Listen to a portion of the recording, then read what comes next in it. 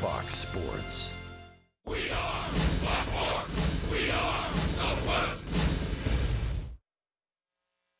And now, ladies and gentlemen, we direct your attention to the video boards for highlights in the Texas Rangers' 7 American League West titles.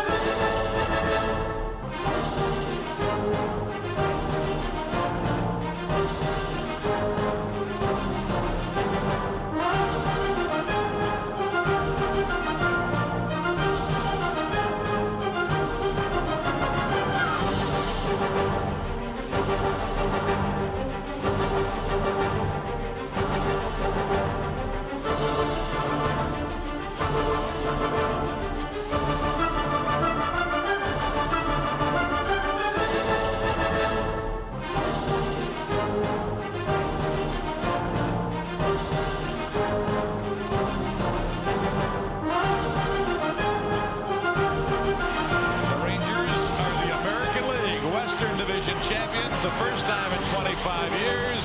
Ladies and gentlemen, your Texas Rangers are the American League Western Division champions. Ground ball to Stevens, flips to Venepro, and the Rangers have done it. The Rangers win the West 3 times in 4 years, and it's time to celebrate. The AL West title flag will fly in Arlington, Texas. Ball game. The Texas Rangers have won a postseason series for the first time in franchise history. Strike 3 call. The Rangers are going to the World Series. The Texas Rangers win the pennant. 2nd consecutive year. And a bouncer back over Hamels. Odor charges. He's got it. He throws. He got it.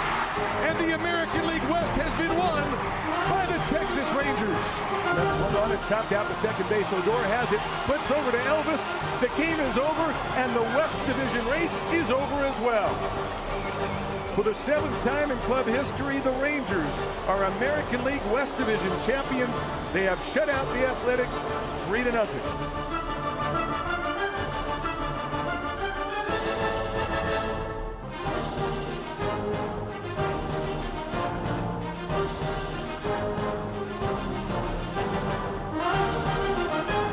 Champions flag.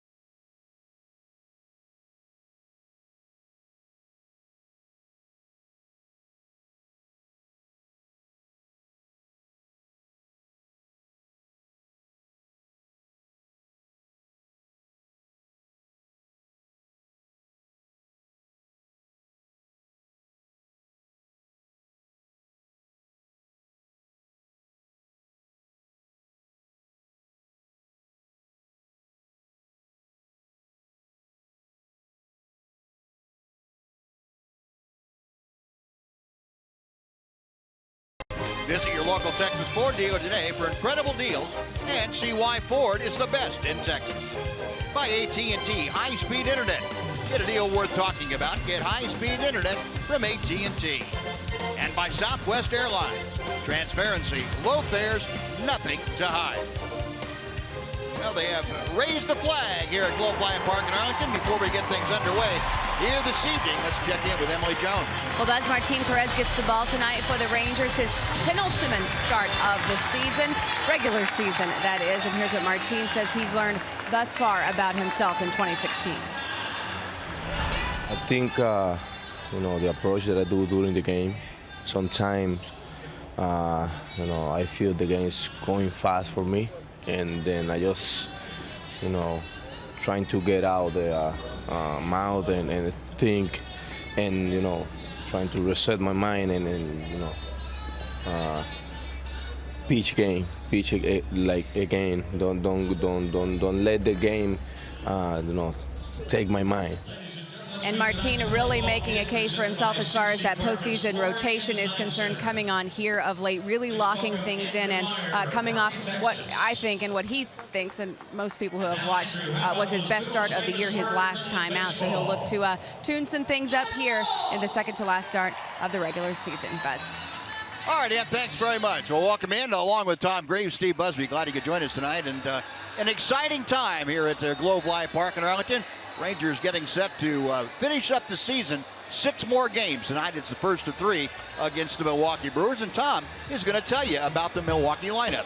Well, we don't know a lot about the Brewers, but we're going to find out what their lineup looks like anyway. Leading off is Jonathan Villar, the second baseman. In right field is Domingo Santana. Ryan Braun is in left field. The DH is Chris Carter. Batting first, at first base, batting fifth is Hernan Perez.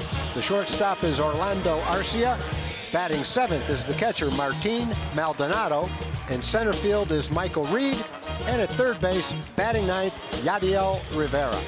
And that is Craig Counsell's lineup that will face the 25-year-old southpaw Martin Perez. Martin making his team-high 32nd start of the year tonight. He is 10-10. The 4.14 ERA, and that is on the way down. He has been very, very good of late, throwing 4 consecutive quality starts. So he is trying to make it 5 in a row. And the first pitch of the ball game tonight is a little bit low to Jonathan Villar. Now Martin Perez here at home, very good, 8-2, and there's the breakdown of what Martin features. Elvis to the slide, the throw, and they got him. Nice way to start things off tonight. Elvis Andrus taking care of the presumptive ground ball from Martin Perez, as you would figure. Yeah, he doesn't have a lot of time because Villar can really run. Well hit ball. Nice play by Elvis. Goes down on a knee, hops up quickly, and shows off that arm strength to go along with it. Pretty slick play by Elvis Andrus, who's having his best major league season. Oh, one gone. Here's Domingo Santana, who fouls it back to the screen. Santana, 10 home runs this year, a .255 hitter, 27 RBI. Santana, one of the players acquired in the Carlos Gomez deal from the Houston Astros last year. 1 ball and 1 strike.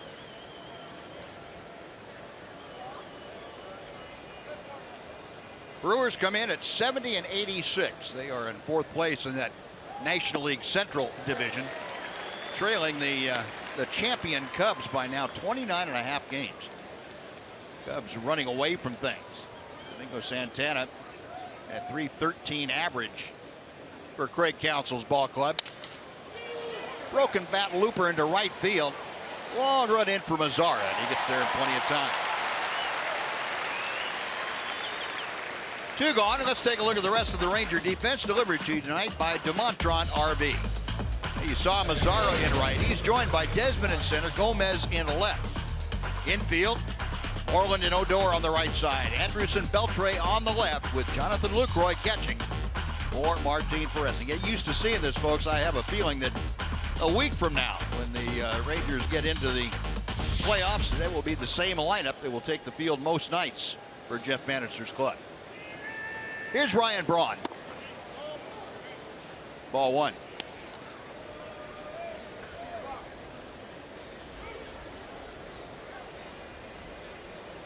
Martin Perez, you see the JF-16. God bless you on Martin's hat, a tribute, of course, to the late Jose Fernandez, tragically killed in an accident late Saturday night down in Miami, a boating accident. And all around baseball, everybody paying tribute to the young man at just 24 years of age. And all the players very heartfelt acknowledgments of how much a guy like Jose Fernandez will be missed. High and tight, 2 balls and a strike. Had a moment of silence prior to tonight's game. This is the first game back, of course, for the Rangers on the road in Oakland. Had a moment of silence also yesterday. Chopper foul, 2 balls and 2 strikes. Well, Braun, the subject of a lot of trade speculation, and even Ryan talking about it too. He said, it's probably going to happen. He understands where the Brewers are, and that's in the middle of rebuilding this ball club. Having a great year, though. The .308, 30 home runs, 90 RBI for Braun. 2-2, got him swinging. Well, Martin Perez, a nifty 1-2-3 first. Brewers are gone after a half inning. Milwaukee nothing. The Rangers coming up.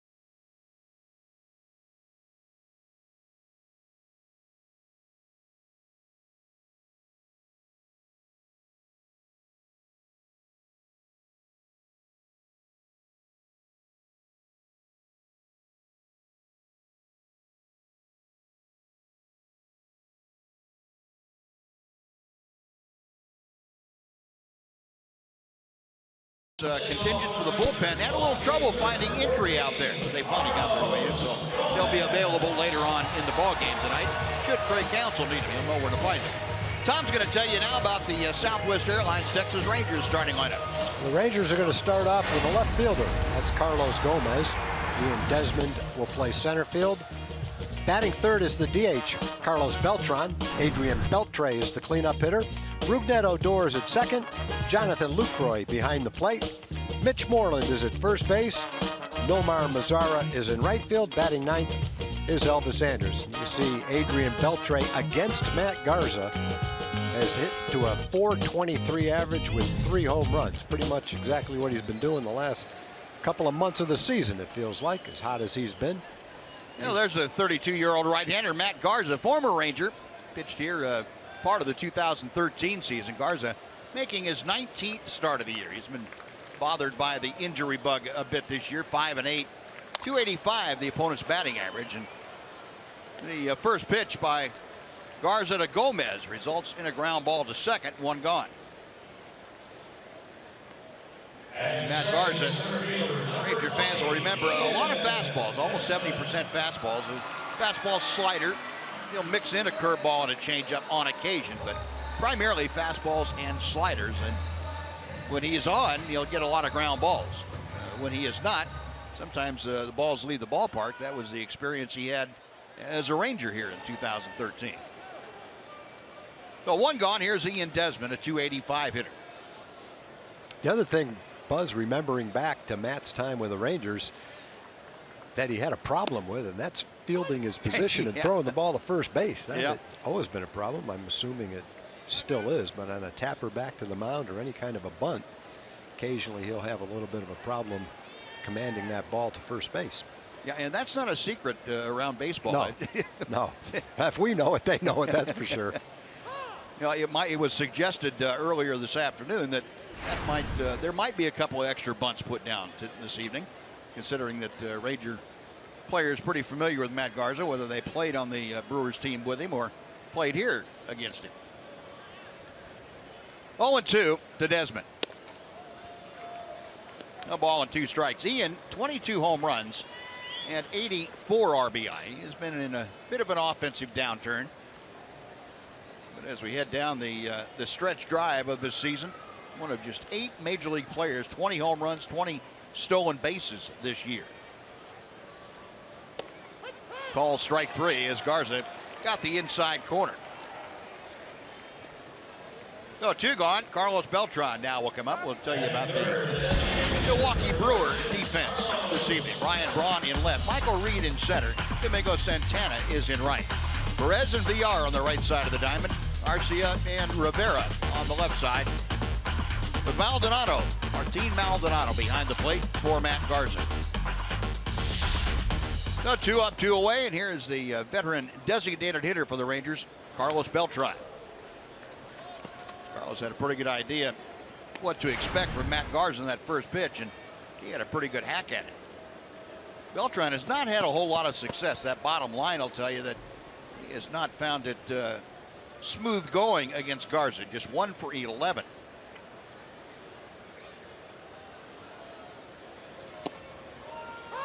Nothing in 2.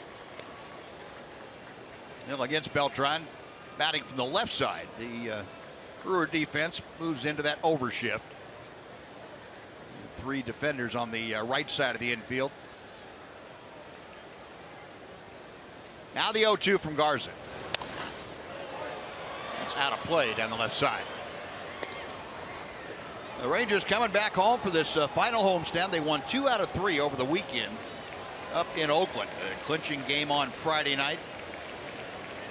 7th division championship for the Rangers, which is the most in the American League West since the start of divisional play back in 1994.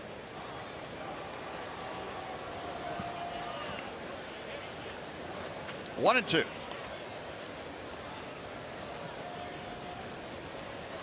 Matt Garza, who played his college ball at Fresno State out in Central California.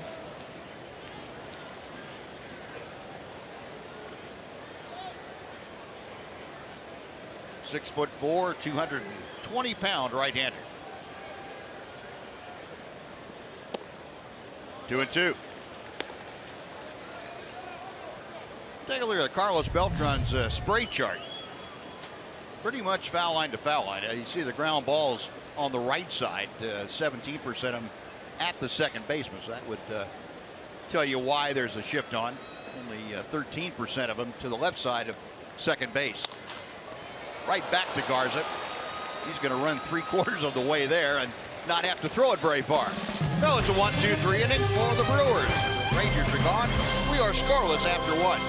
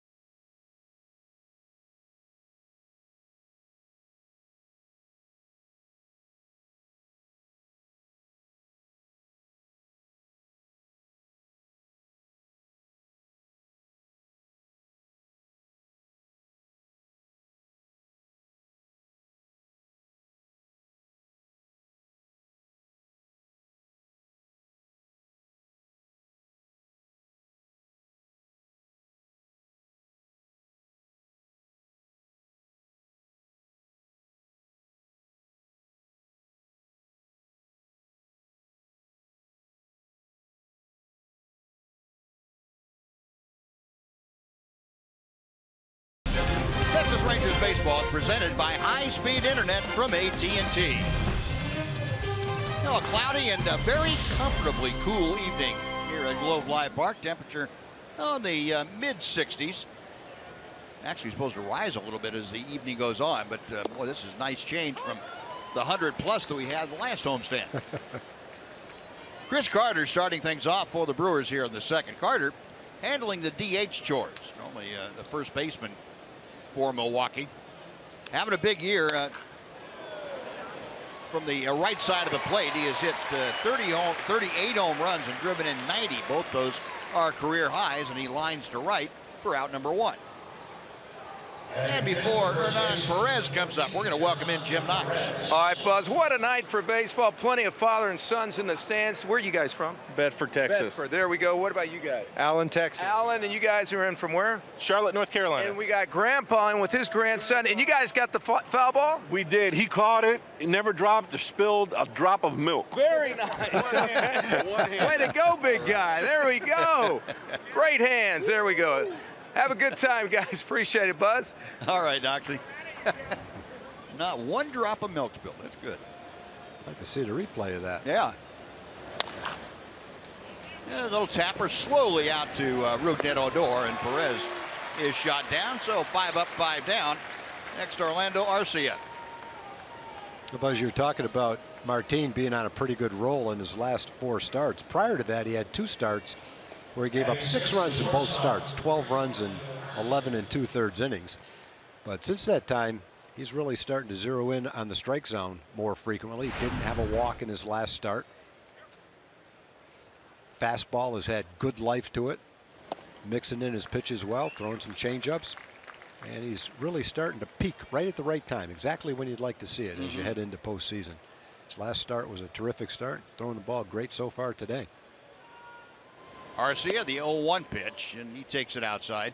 Yeah, you know, we talk about Jonathan Lucroy, the contributions he's made to the club. He's done a great job handling Martin Perez and getting him to change his pattern just a little bit. We saw him 2 starts ago work a lot of changeups into his game plan.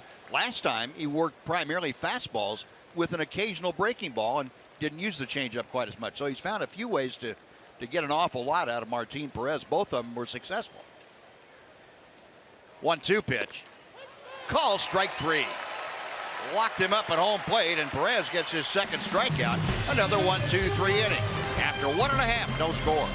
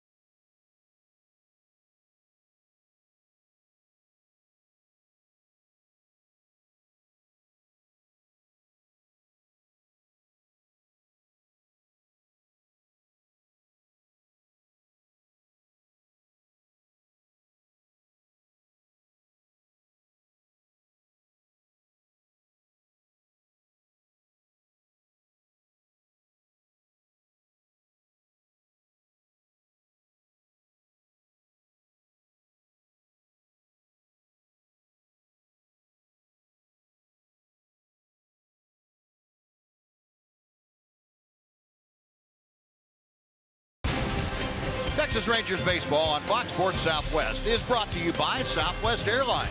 Transparency, low fares, nothing to hide. And by the all-new 3-row Mazda CX-9, meticulously crafted for driving because driving matters. Greg Fitt, our high third base camera operator, bringing you a lot of great pictures, and he is part of the best camera crew in all of baseball. Adrian Beltre, part of the best offense going in baseball. Rangers scoring as much as anybody in this month of September, and big reason why the man at the plate right now, Adrian Beltre, a 300 average for the year, 32 home runs, 101 driven in. 32 home runs now top the Ranger club. He is one ahead of Rougned Odor. Yeah, as long as you're talking about best, we were talking about this before the game. You look down on the field, and that has to be the best field in baseball. Yeah. I've seen games here since 1972, and I've never seen the playing surface of a Ranger field better than it is right now. That's just Dennis Klein and his crew have done a spectacular job. There's not one brown spot. You can't see any turf replaced. It's perfectly green. It doesn't get any better than that. So almost looks artificial. As long as we're talking about best, we got to give Dennis Klein some props for the way that field looks. Chop foul by Beltre, and it's 2-2.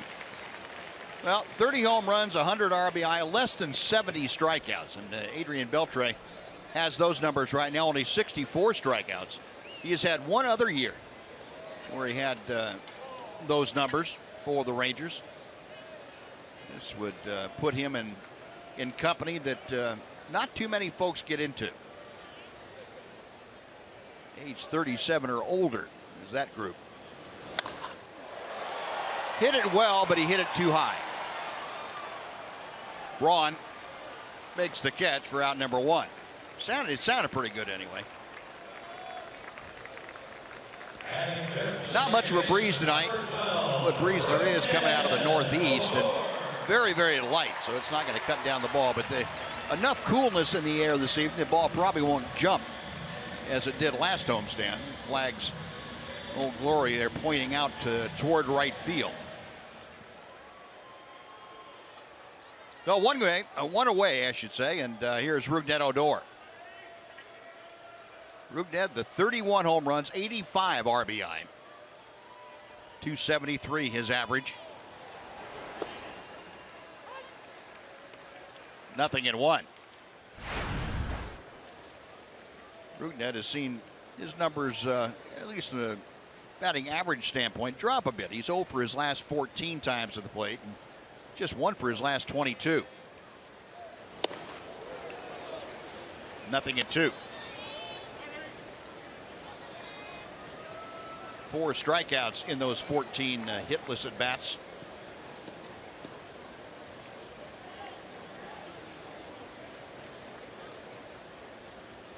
Garza back to the plate. Yeah, we have to remember guys like Odor and Mazara going through this long season, really for the first time in their careers.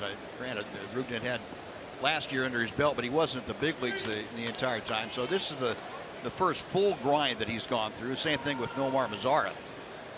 Both of them young, both of them experiencing the fatigue factor for the first time this late in the season.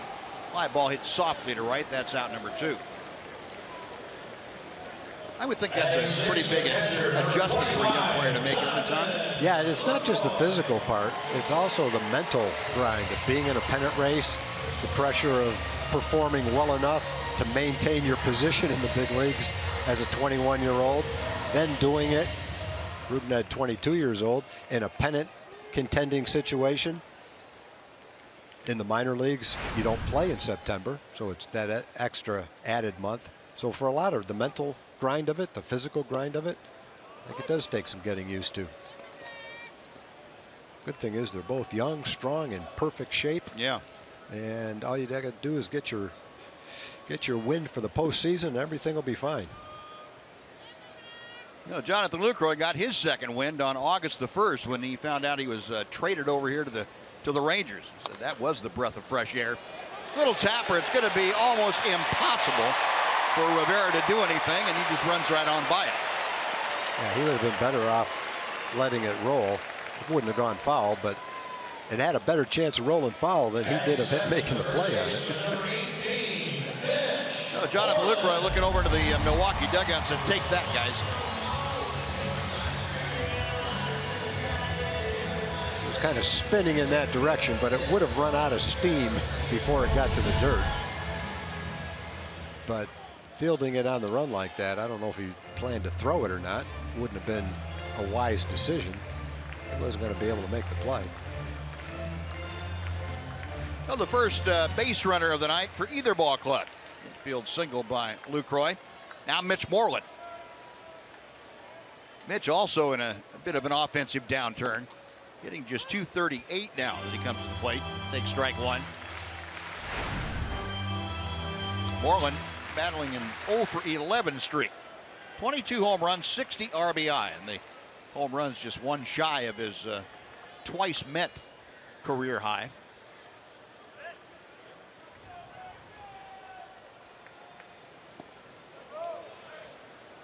One and one.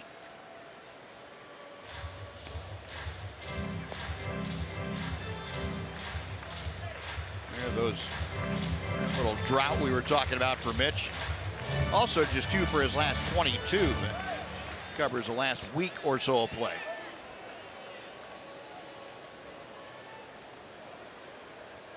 But as we talked about before, as far as Mitch is concerned, he's very much a streaky hitter. And if he gets going, look out. That's a bit low. 2-1. Talk about wanting teams to be playing well at the going into the postseason. You'd love to have a guy like Mitch Moreland get hot right before you go into the postseason too, because we've seen him carry the Rangers for 2 or 3 weeks at a time.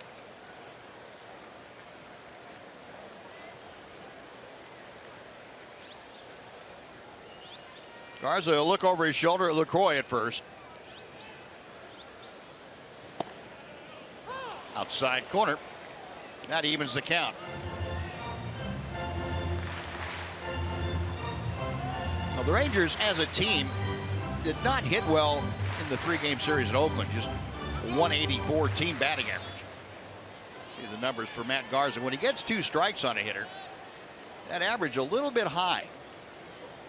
A 286 average with 2 strikes against Garza. Normally, you'd like to see about 100 points lower. 3-2.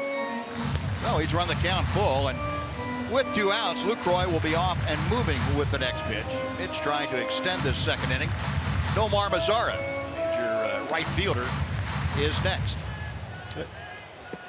Garza has always been a high-strung, very emotional pitcher, and sometimes that gets the best out of him. But I don't think you can ever deny what he puts into the effort when he's out on the mound. Yeah. He gives it everything he's got. Sometimes he gets a little bit emotionally carried away out there, and it affects him. But he's a gamer. I'll give him that. I'll give him that. Lucroy on the move. The pitch is hit well to left center field. Going back is Reed. Reaches up and hauls it in as he crashes into the Samsung sign. Mitch gave it a ride, but came up just a little short. Rangers strand one after 2, no score.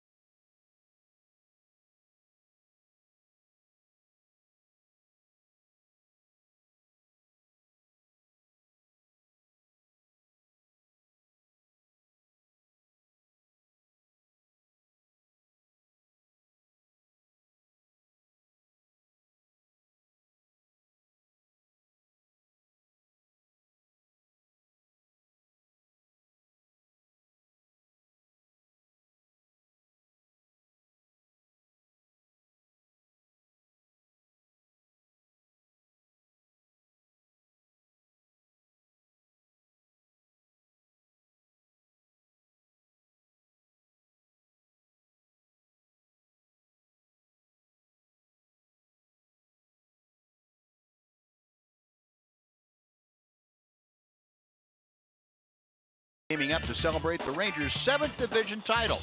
You can help us red out the park tonight through Wednesday with special $10 tickets. That's when you use the online coupon code REDOUT. Visit TexasRangers.com/specials to red out the park and welcome home your AL West Division champs, the Texas Rangers. Hoisted the banner up tonight, right before the ball game. 5th time in the last 7 years the Rangers have gone to the playoffs. Line drive down the right field line by Maldonado. That's a fair ball and into the corner. Well, Martin Maldonado into second with a leadoff double.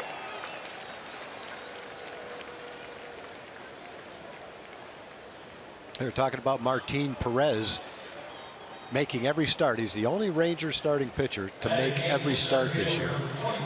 And likely after this game, he'll lead the Rangers in innings pitched. It's a fastball up, and Maldonado slices it down the right field line.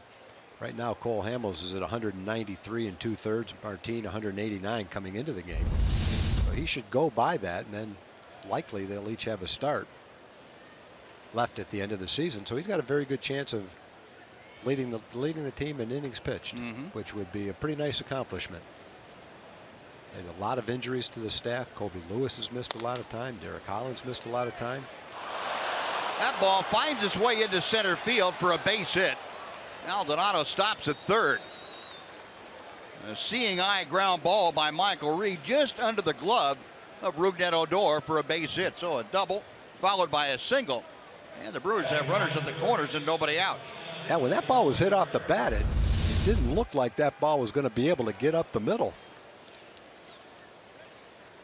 But it just snuck underneath Rougned's glove. It looked like a ball that they're going to have a chance to make a play on it.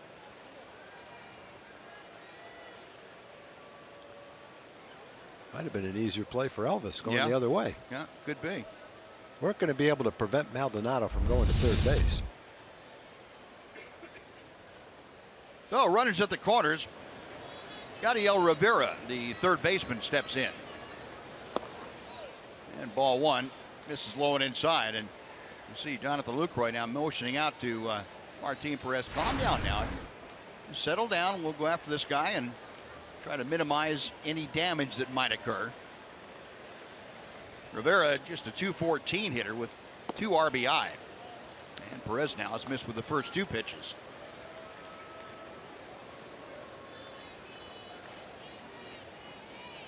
Rivera this year at Colorado Springs, a AAA affiliate of the Brewers.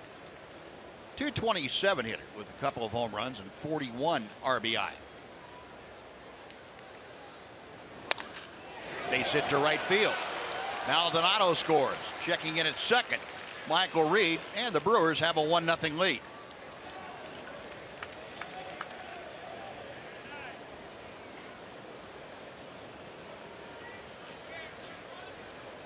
Oh, what Martin needs to do, and I'm sure they're talking about it right now. Get that ground ball. He's gotten a lot of double plays this year. Got a couple fastballs up, and twice the right-hand hitter has gone the other way with the ball.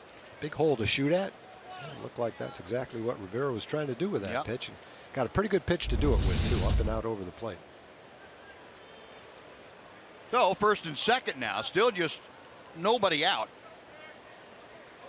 A run across, and Jonathan Villar will come up for the second time. Villar, a switch hitter, out on a nice play by Elvis Andrus to begin the ball game this evening. Villar a .279 average, and the ball in the dirt. Nice stop by Jonathan Lucroy.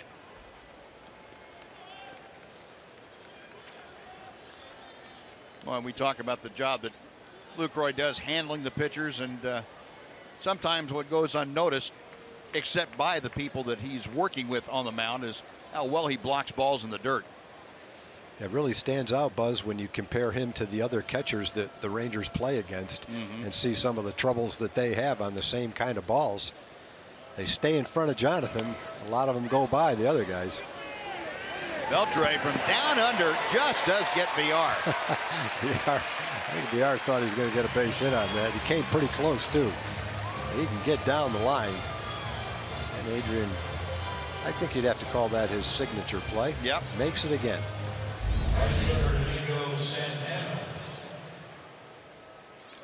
Amazing the way he gets as much on that ball. He does it by actually going toward the third base line as he throws the ball. It almost looks like it gives him a little extra leverage to snap throw that thing back to first base. Slingshot. It is like a sling. It is exactly what it's like. You just don't think when you watch him catch the ball that he can throw it that hard to first base from that same angle. And there's a base hit to left center field off the bat of Santana. That's going to score two, and a couple of very hard hit balls in the inning. The Brewers now lead it 3-0 as Domingo Santana drives in his 28th and 29th runs of the season. Well, the first 2 innings went quickly and quietly.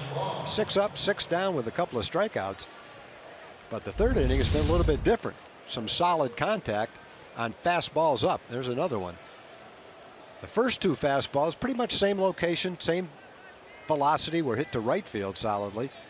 This one, Santana hits the bat on it and rips it into center field after the sacrifice. Picks up 2 runs. Yeah, that's 3 hitters now in this inning that Martin Perez has tried to come in with the fastball early in the count and has left it over the middle of the plate.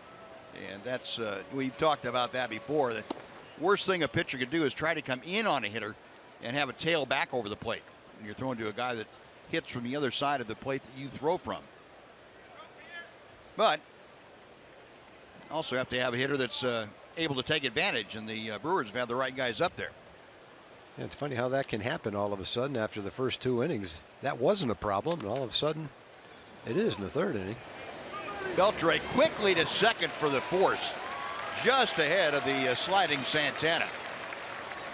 LeBron aboard by the fielder's choice, but that's out number 2. And it'll bring up Chris Carter.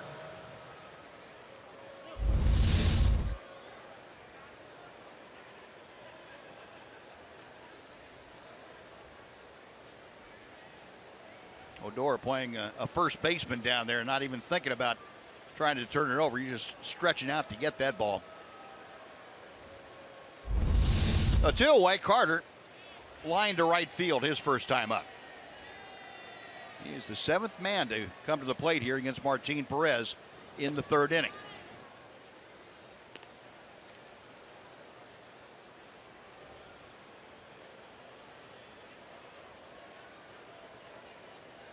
Carter, who had some great years as a member of the Houston Astros, great years as far as power is concerned. Take ball 1.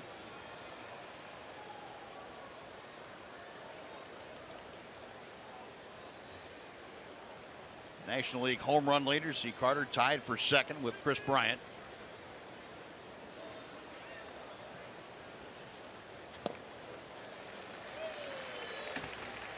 One ball and 1 strike. Carter really jump-started his career down in Houston. He came over from Oakland to the Astros.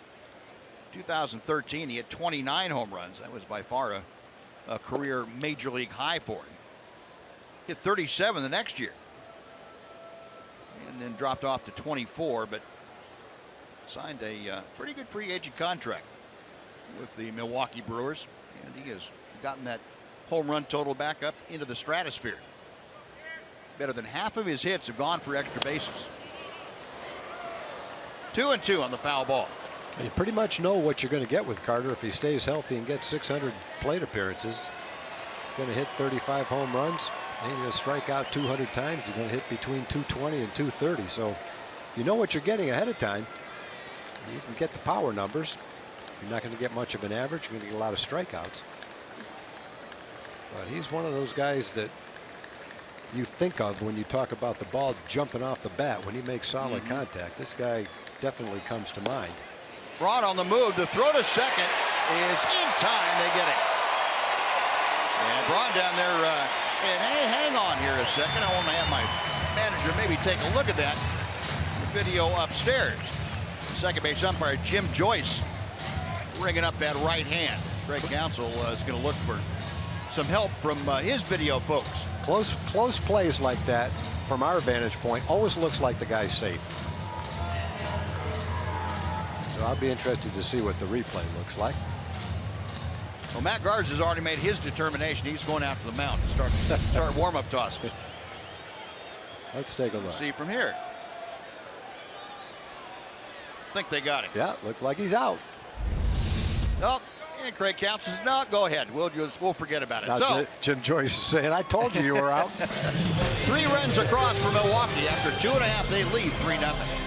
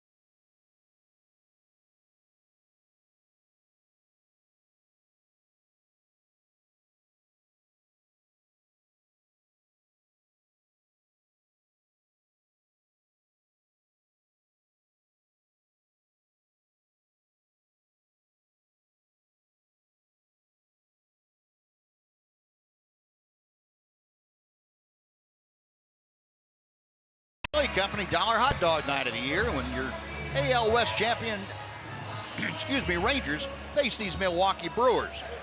Come on out to the ballpark a little bit early. Enjoy all the hot dogs you can eat for just $1 each. And be sure to wear your red out here on Wednesday night. Use the coupon code REDOUT at TexasRangers.com/specials for $10 tickets. Well, Rangers now in a 3-0 hole as Nomar Mazara leads off in the 3rd inning. It'll be Mazara, Andrus, and Gomez to face Matt Garza. Garza pumps in a strike to even things up. Mazara, 273, with the average 20 home runs and 64 RBI.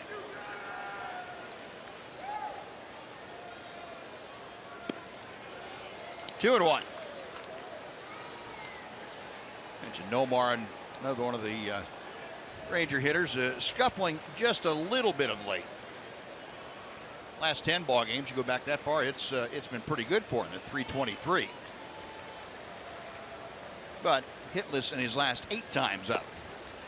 And he takes that low. It's 3-1. No, Nomar trying to lead off the Ranger 3rd by getting aboard. Elvis Andrus is in that on-deck circle.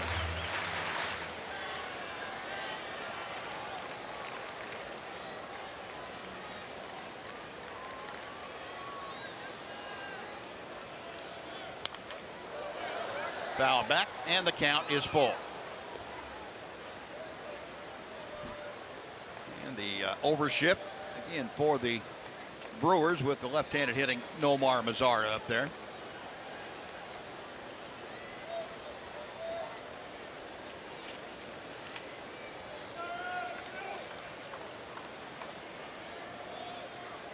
Garza with the 3-2. Breaking ball, and he lost it. Nomar Mazara draws the leadoff walk.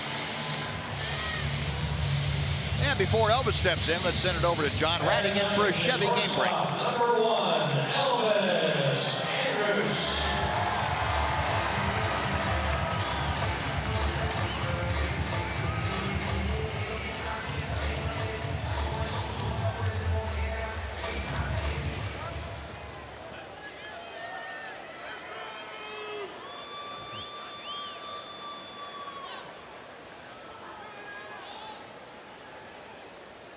Wow.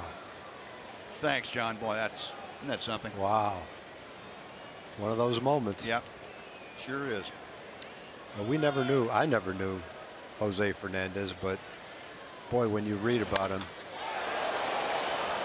you can see why the players felt that way. Yeah. Outgoing, a lot of charisma. He's a Cuban player in Miami, probably the most popular player they've ever had, age 24, smile on his face, great pitcher, wonderful kid. Just a shame. Yeah, everything that I've certainly heard about him and seen or written about him or heard talked about him has been nothing but positive. Yeah. You know, aside from the talent, which is that's possibly the secondary. best in baseball, but the kind of person he was, the kind of man he was just incredible, and a tragic loss for baseball and for his family, obviously.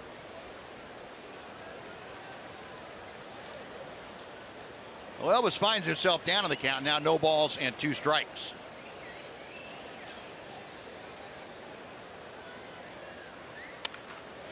Off the fist, and that's pulled foul. Elvis checking his bat. You can hit more of those pitches. You're gonna have to get one of Adrian's bats. Those apparently have better range. Look at the last 10 games for Elvis. A .406 batting average, 7 RBI in the 10 games. And Tom, I know you and I have talked about the home runs that he hit, the one he hit in Seattle and the one he hit here to dead center field. He's continued to do that. He hit one, and he had a 2 home run game the other day in Oakland, hit one to dead center. Then he hit one on the second deck right down the left field line in Oakland. Yeah, Elvis has evolved over the last 2 years, starting last year, into an entirely different hitter. You know, he holds his hands up higher and back farther. He used to try to push the ball into right field, slap the ball into right field. You know, he was a punch and Judy hitter. And now he hits the ball to right field a lot, but he drives the ball. He hits it with authority. He's never hit balls like he has to the berm in Houston that went over Marisnik's head, 410 feet to dead center field. The one you talked about in Oakland. He's never hit balls like this before. And it doesn't mean he's all of a sudden become a power hitter. It just means that the 4 or 5 home runs that he used to hit, that used to go 351 feet over the 350-foot sign in left field, are now much different. You know, and eventually, if he continues to evolve, maybe instead of 7 to 10 home runs, maybe he comes 10 to 14 home runs. He's not going to be a home run hitter, but he hits the ball. He swings the bat like a big guy now instead of a little punch and Judy guy. It's entirely different, and he hasn't sacrificed anything because his average is higher than it's ever been too.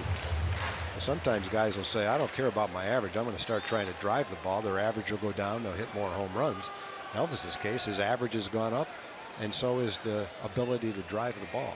Yeah, and all that information, that's the subject of our TXU Energy Power Player to Watch. That would be Elvis, and for all those reasons, Tom, that's a great analysis of what he's done. He hasn't changed physically, and he's not 30 pounds lighter, and he gets a base hit here on a 2-2 pitch, or I should say a run and hit. And on top of all that stuff you mentioned, Tom, he can have a ball like that. Yeah, and it doesn't mean that he doesn't do the little things that he's been able to do in the past, which is bunt, hit behind the runner, hit and run. Still does all of that stuff. He just is a guy that drives the ball more right now. By far the best player he's ever been as a major leaguer. Now Mazara off with the pitch, and with 2 strikes, it's a run and hit for Elvis, and he executed that very nicely. Yeah, it almost looked like he saw the shortstop cover and yanked the ball to shortstop. I don't think he did that. I think he was just out in front of the pitch a little bit, but it sure looked like it. I'm going to give him credit for it anyway. Sure, yeah, he did, yeah. But, I mean, if you can watch the shortstop pick up the ball and then hit it where the shortstop used to be, that's Tony Gwynn-like. Do you ever have any coaches tell you to do that? No. See if you can watch where the shortstop or second base hit the ball where they're not. No, they knew my ability well enough not to waste that conversation on me. Well, I've heard coaches tell people about that. Yeah, I don't know about that one. You know, it's hard enough to pick up the ball from the pitcher as you're studying him, trying to pick up the release point and see the ball from the pitcher. Yeah. But to look at the shortstop and then quickly back at the pitcher and pick the ball up, it's I've only known, I won't say only, but I can think of 2 guys that if you really could do that, they would be 2 of them. Tony Gwynn and Rod Carew would come to mind. And there's maybe a few other guys that had that kind of back control, but you know, most of us, wherever the ball goes is just where we happen to hit it, not where we were trying to hit it. Pitch inside to Carlos Gomez. Yeah. You know, you could try to hit the ball the opposite way. You can try to pull the ball. But to say, I'm going to try to hit the ball in the hole between first and second, I mean, that's what you're trying to do, but it's difficult to do it exactly that way. Yeah, that's difficult, much less saying, okay, now I'm going to watch and see which guy's moving, and then I'm going to hit up the middle. How about that? Carlos does that. Elvis hit it around to third. Mazzara scores. And the Rangers playing a little first and third here against Milwaukee as Gomez gets an RBI against his former team. It's a 3-1 Milwaukee lead. And Rangers coming right back. Yeah, Rangers got the same kind of rally going right here. Ground ball up the middle. And leadoff walk. I think if Matt Garza went back to the Nomar Mazzara at bat with a 3-0 lead, a guy that throws 65 to 70% fastballs, he might think, maybe I should have thrown the 3-2 curveball that ended up walking Mazzara. Yeah, throwing a 3-2 curveball to the number 8 hitter when you're ahead 3-0. Most of the time, that's not going to turn out well. There's a base hit by Desmond, smacked up the middle. Gomez stopped at second, ball got away, and now everybody's going to advance 90 feet. 3-2 as Elvis scored on the RBI single. Me and Desmond. You never doubt that it's fun to watch the long ball. It's also fun to watch base running and base hits and watch guys go first to third. Carlos Gomez that time, I'm not sure if that's why the center fielder missed the ball, but he kind of did an Adrian Beltre going around second, where he sped up his steps and made it look like he was going to go to third base. I don't know if that's why the center fielder missed the ball, but he had no intention of going to third, but I'm not sure if the center fielder thought he was going to go to third. In any event, he didn't come up with a ball, and they both moved up on it. No, a single, an RBI for Desmond, an error on Reed, the center fielder, to allow both Gomez and Desmond to advance 90 feet. So second and third now. Rangers just trailing by 1. Still nobody out. And here's Carlos Beltran. Ball 1. Now Beltran tapped right back to the mound his first time up there. I think you could probably get better than even money that Beltran scores the runner from third here. Yeah, I wouldn't bet against that. At the infield back like that. Everywhere, really, with good speed at third base. You know, Carlos is not going to wait to find out what happened. He's going to be going on a ground ball. Yeah. So I don't think the only one that's got a shot at throwing him out would be the first baseman if he fields the ball right at him. Other than that, got to go back to Garza. Garza may have a hard time throwing him out if it's back to him too. Tends to be a little bit inaccurate with those kind of throws. Well, Matt, a little difficulty throwing that off-speed pitch for a strike. This one popped up. Foul territory. That's going to go over the Brewers dugout back into the third row. Oh, 1-2 to Beltran. 60% of the time, Carlos Beltran has scored that runner from third with less than 2 out. Carlos Gomez, with nobody out down there at third, he is trailed by Ian Desmond at second.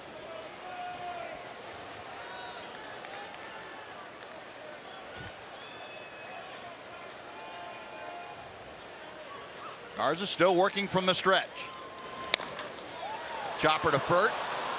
And now he had Gomez off the bag at third. Carlos had stopped about 25 feet down the line, and Perez just stared at him in disbelief, looked like. Yeah, they both handled it about exactly how you want to handle it. Gomez was trying to get far enough off to lure the throw and then go back to third. but Perez didn't fall for it. Kept his eye on him all the way, faked the throw, made him stop, kept his eye on Beltran, who hit the ball, got the tag, kept the man at third. So that's the one ground ball that would have kept the man from scoring from third. A fairly hard hit ball right at the first baseman. Well, that is the first out. Still second and third. And the infield still playing back with the exception of the first baseman. Perez about even with the bag. Here's Beltre. 0-1. Adrian a fly ball to left his first time. Well, against fastballs this season from right-handers, Beltre is pretty much lighting up the entire strike zone. It doesn't make any sense that you would hit 310 on the pitch down and away and 150 on the one down and right in the middle of the plate. Yeah, you're right. Worse the pitch down low, the better he likes it. Garza working off the plate inside, well off the plate, gets a strike 2 on the foul ball. The Rangers have pulled to within 1. They have the tying run at third, the go-ahead run out at second. 0-2 to Beltre, a 6-game hitting streak on the line tonight for Adrian. .429 average in those 6 ball games. 1 ball, 2 strikes.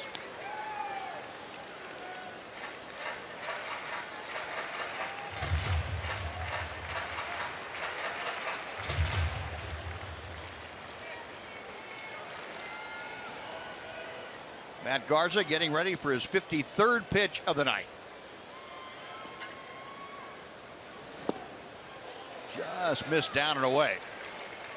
2-2. No, Beltre sat out Saturday after the Rangers clinched on Friday in Oakland. Adrian had a 2-for-3 a game yesterday that got him back up to 300, first time since the first part of May.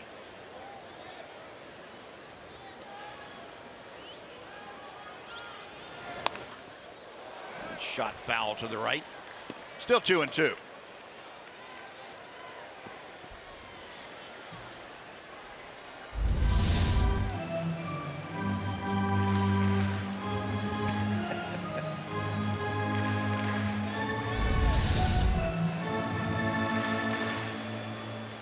He is something. Just does everything with a little bit of extra flair that the rest of the players don't quite have.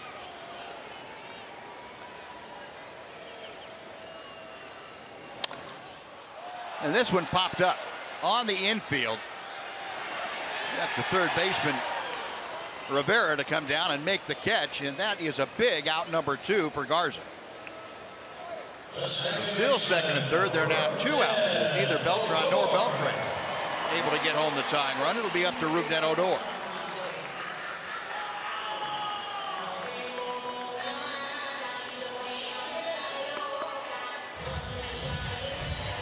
Rougned hit a fly ball to right his first trip to the plate.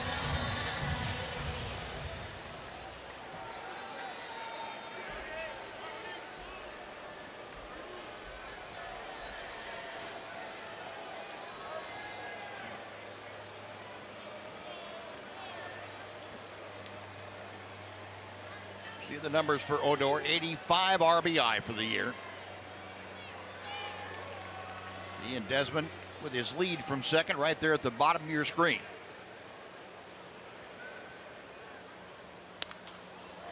Popped up, foul. That will go back into the seats. It's 0-1.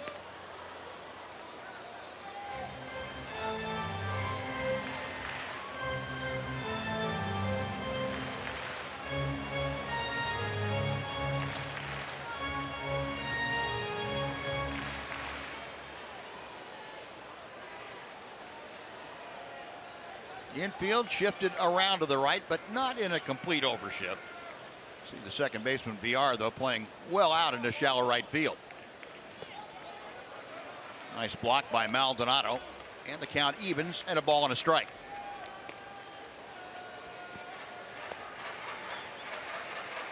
Now for the Rangers here in the third inning, the first 4 batters reached, a walk and 3 singles. But then Garza able to get a ground ball from Beltran right at the first baseman. And then a pop-up on the infield from Beltre. So he's within 1 out now of minimizing the damage and keeping the lead for Milwaukee.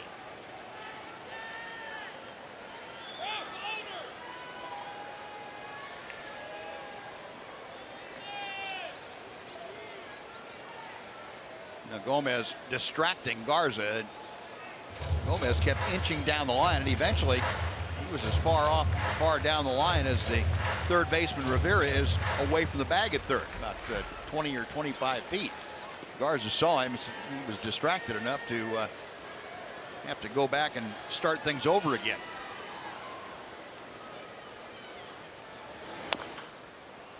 One and two.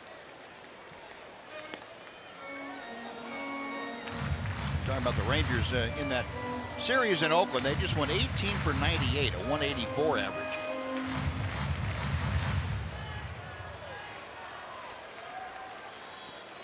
They had been one of the hotter hitting teams, especially here at home. The last 11 home games, they're hitting over 325.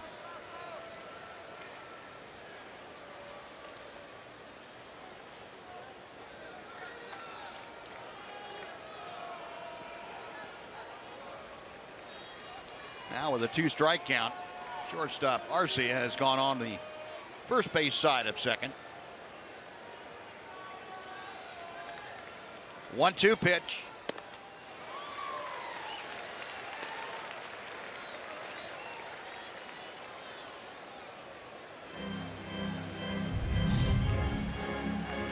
The spray chart for you for Rougned Odor. Again, the majority of ground balls to the right side. Most of the fly balls center to right center. Got him swinging. Garza able to go up the ladder, and the Rangers did score a couple, but they missed out on an opportunity for more. So after 3 full, it is 3-2 Milwaukee. And now let's go to Rick Renner in our Rooms to Go lounge.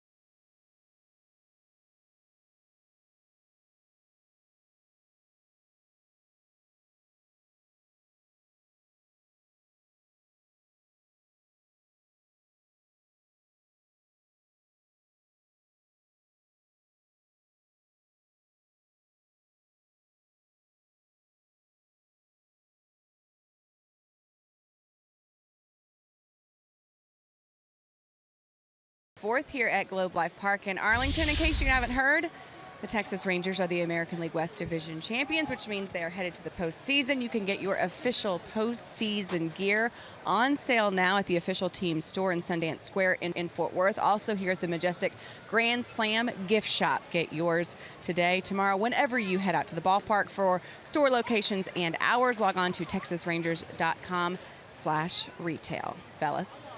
All right, yeah, thank you. I like that. Made for October. That's good looking.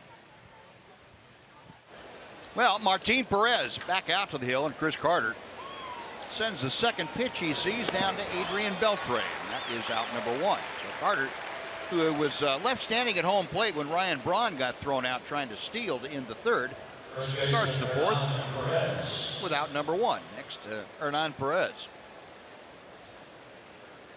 And we'll see if Martin Perez can gather himself after giving up 3 in a rather unsightly third inning. Martin, we've seen him have problems before in an inning. And he gave up 3, but to his credit, he got out of it without any further damage. And he gets the fly ball from Perez here for out number 2. And talking about Martin Perez, our Kubota power stats tonight. Center on the left-hander. Last start against the Angels, 79 pitches and 60 strikes. That's almost 76% strikes. That's the highest strike percentage this season. I would hope so. Anybody's throwing more than that, that'd be ridiculous. Very quickly, 2 away. Here's Orlando Arcia. Someone had a game. I shouldn't even bring it up because I can't remember. Someone on another team had a game earlier in the season where they threw something like 85 out of 115 pitches for strikes in like a fantastic complete game victory. My first guess would be Bartolo Colon, but I don't know if that was I shouldn't have brought it up because I can't remember who it was. No, that's worth talking about. We can lie about it. All right. 3 up, 3 down. We played 3.5. 3-2 Milwaukee.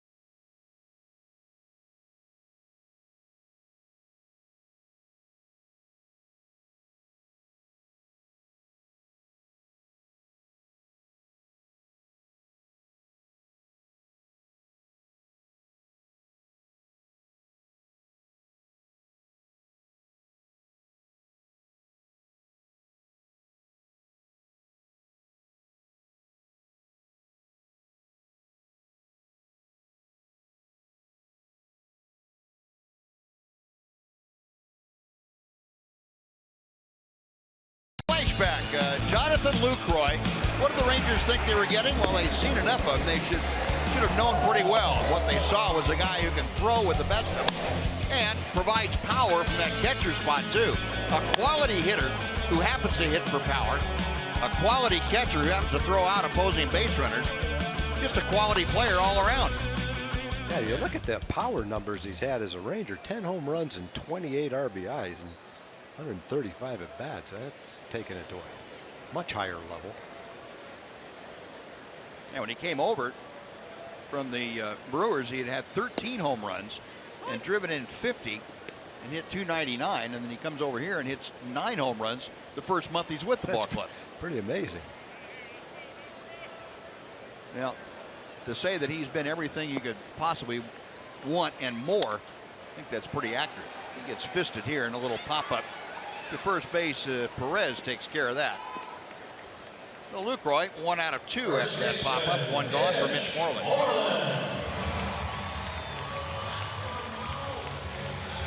So Garza, after getting into that spot of a walk followed by 3 hits, gave up a couple of runs. Got a ground ball, a pop-up, a strikeout, and now a pop-up, and a lot of the pitches in on the fists of Ranger hitters.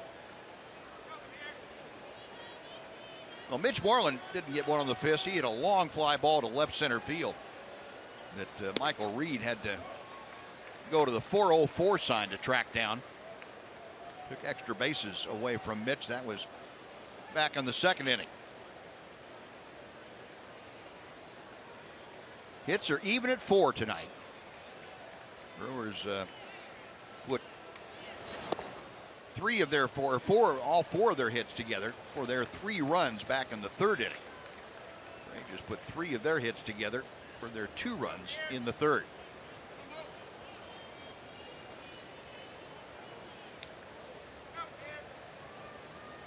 Two balls, no strikes.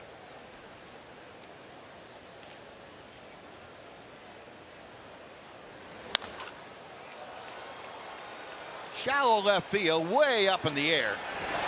Trio of Brewers out there as the shortstop Arcia for out number 2. Right fielder, Nomar Mazara. Well, the last post-game fireworks show of the season is this Friday, and that's courtesy of the Big Green Egg. Come on out and support your Western Division champion Rangers as they take on the Tampa Bay Rays. Use the coupon code FIREWORKS to get upper level tickets for $14. Just go to TexasRangers.com/specials.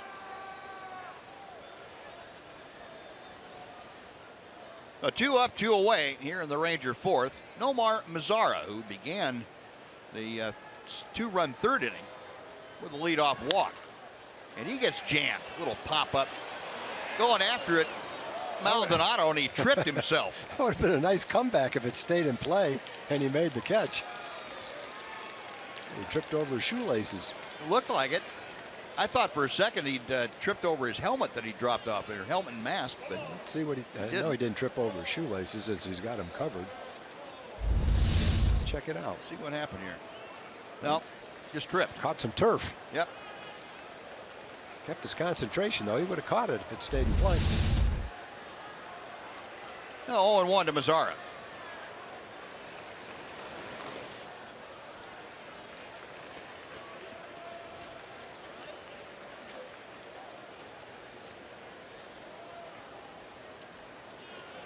Nomar still leading American League rookies in a lot of offensive categories. Hits and total bases, runs, home runs, RBI.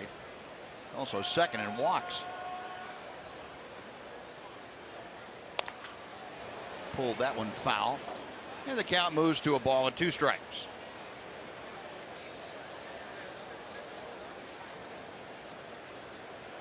And Nomar, who is hit in virtually every spot in the lineup for Jeff Bannister this year, is pretty much settled in now in the 8th slot, right ahead of Elvis Andrus, right behind Mitch Moreland.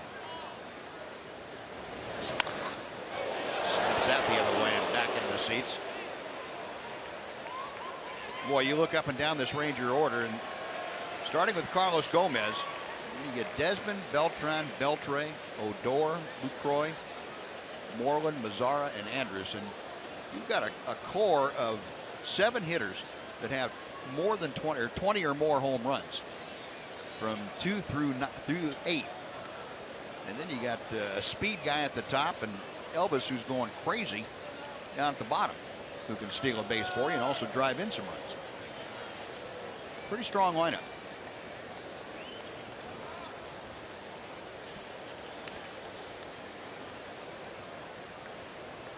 Now Garza ready. Another 1-2 pitch. He is coming.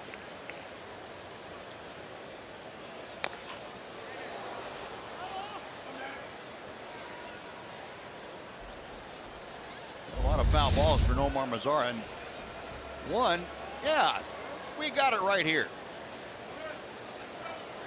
Now that is jubilation on a foul ball. I don't think she ever expected to get a ball at a ball game. Well, that's a moment in time she will never forget.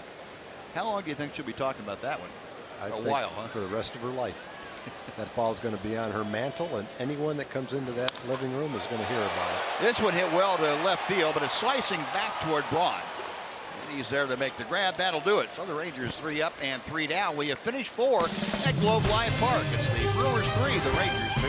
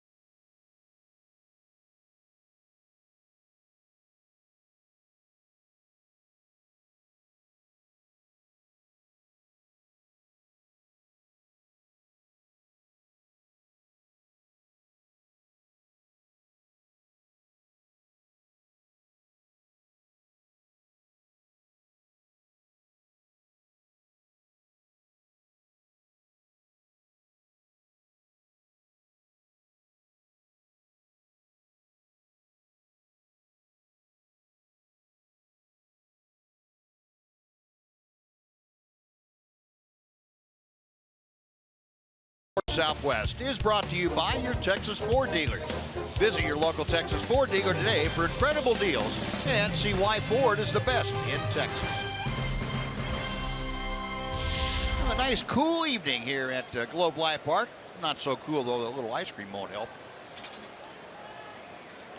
Looks like a chocolate chip going in that corner of the mouth anyway. Getting most of it in there. He's thinking right now, I just love baseball games. Isn't this great? Where else can you sit in the park like this and have ice cream and watch your favorite team play? When I get older, I'm going to get one of those humongous hot dogs. Right now, it's a little dish of ice cream, but when I get big like Kurt Dykert, I'm going for it. Wow. Nice to have you back, Tom. Hadn't been able to get on Kurt for a while. That's good. I like that. Well, I'm really not getting on him. I feel like giving him. I'm giving him some props. That's the little stuff. That's the appetizer right there. I still said this on the air a couple times, but I still love what Tom Verducci said about his favorite concession item in Major League Baseball. It was our giant hot dog, and he didn't say it because of the hot dog. He said any concession item that you need a piece of luggage to get it from the concession stand to your seat has to be the best item. And it actually does come in something that looks like luggage, a big cardboard box. Carry all. There it is. There's it is. Yep. There's the piece of luggage, and that is the hot dog. That's perfect. Load that thing up. Boy, you got something going. That's the equivalent of 5 jumbo hot dogs. And there's, I'm sure, been plenty of people that have polished that thing off all by themselves. Now that's the second layer. That's like a bowl of cheese soup with a bowl of chili on top of 5 jumbo hot dogs. Bring it back, Barron. I want to see what else goes on that thing. It's got to have some jalapenos on it. Whoa, we got some onions. Got some onions coming now. There's people at home watching the game going to the refrigerator right now, but they're not going to come up with that. Other people are going for Tums. You got to come to the ballpark if you want that culinary delight. Wow. Little squibber out towards second. Only play for Rugdedes to first. He throws out Michael Reed. Maldonado to second. He's there with 1 out now for Yadiel Rivera. That did kind of make me hungry, as a matter of fact, looking at that thing. No, Rivera had an RBI single his first time up. That was in that 3rd inning. Drove in the first run of the ball game. Boy, when you think of all the concession items around baseball and all the creative thought that goes into them, you just wonder what could they possibly come up with next. They could borrow, I guess, from the state fair and come up with some of the fried butter. Some of the gems they have over there. Well, and it depends on who comes to play for the Rangers too. I mean, the Chumongous came in when Shin-Soo Choo came over. Right. You know, we've had the boomstick for when Nelly Cruz was here. That's so whoever the Rangers bring in, I guess the John Daniels and company have to be very aware of a guy's name before they bring him in too. Is marketability into the. I think they have to sign off with a concessionaire before they bring in a player. I would think, yeah. I would think so. I mean, that would make him a 6-tool player. He can run, throw, hit, and field, and all that stuff. Plus, his name is very. He can sell some applicable. concession items. Yeah, we can name an item after him. They have a Beltray Buster. I wonder if they have any Japanese item for you, Darvish. I don't know. Like French fried eel. Ooh, that'd be, that's great. Might not be a big market for that in Texas. Down at the shoe tops of Rivera, it's 1 ball, 2 strikes. Is that the Beltray Buster? Oh, that's the Wicked Pig. Huh. How do you eat that thing? I think Emily tried to eat that one day. Didn't you, Em? I did. How'd you do? Not very well. No. I can't believe you stayed quiet throughout this food conversation. I haven't. We were only talking to lure you into the conversation. I've been talking to the truck, and Kurt won't let me on. He doesn't want me to steal any of his food glory. Yeah, Kurt's getting thrown under the bus here. We got one of those things up in the press box, me and Andrew and Jeff Wilson and Dana one day, I think. And you can't, the whole thing is you can't eat you can't even take a bite of it. You just dissect it and divvy it up amongst each other and have at it that way. So it's all about the experience. People just want to say they've eaten it. So I've attempted that one. Okay, well, that's good enough. It was good, though. It was good. It was, I will say, it was better than that flamin' hot Cheeto thing. That one, oh, I know. That scorch you a little bit? Where was that one? Well, I tried it on the air. You know me. Oh, what city was it in? Was that? It was here. Oh, it was here. Okay. Yeah, and I've liked everything that we've had here on the menu. But maybe I'm just not a Cheetos fan. The flamin' hot Cheetos thing. Remember the nacho cheese was like hot pink. Yeah. There's something very unstable about it. Oh, here it is. Oh, good. Do we have video of me eating it? Oh, there good. it is. It's just, yes. There's just something about hot pink Cheetos and then hot pink nacho cheese that's just very unsettling. Both visually and in my stomach. Yeah. To each his own, though. Everyone has different taste buds. I'm almost speechless looking at that one. So, okay, and it's probably a pretty good time to recap the season. Where was your favorite item of the season? I mean, I always go back to Boston and the lobster roll. Yeah, it's tough to beat that. Yeah, it really is. So Boston and the lobster roll probably is where I'd go. How about here? Here, I think my favorite thing is the funnel cake. Is that weird? No. I love the funnel cake here. Funnel cakes. Yeah. That's a good choice. Good choice. Yeah. Well, and I haven't had the Rugidia or whatever it's called. I heard that's pretty good. I haven't gotten to try that yet. Well, we'll have to get you one before before this. then let us know. You got 4 innings left. I do think that they're working on some new additions for the postseason. That one's deep down the line and left and gone. Jonathan Villar taking Martin Perez deep into the seats, a 2-run home run. And the Brewers now out in front 5-2.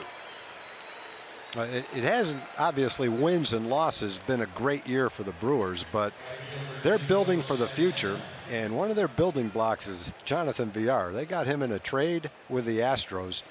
Now, obviously, the Astros have Carlos Correa, Jose Altuve, and now Alex Bregman, so they didn't have much in the way of open spots in the infield. But he's come over here and hit over 280. He's hit 17 home runs now and has stolen 59 bases. Played third, short, or second, wherever you want him to play. He's only 25 years old, so he's a definite building block. Big home run for him right there. And a swing and a miss by Domingo Santana. Yeah, and again, the leadoff walk it seems to come back to haunt you more often than not. The leadoff walk in this inning to Martin Maldonado. Then the 2-out home run, and the strikeout of Santana will end things. But Brewers get 2 on Jonathan Villar's 2-run home run. We're halfway through the game, 5-2 Milwaukee.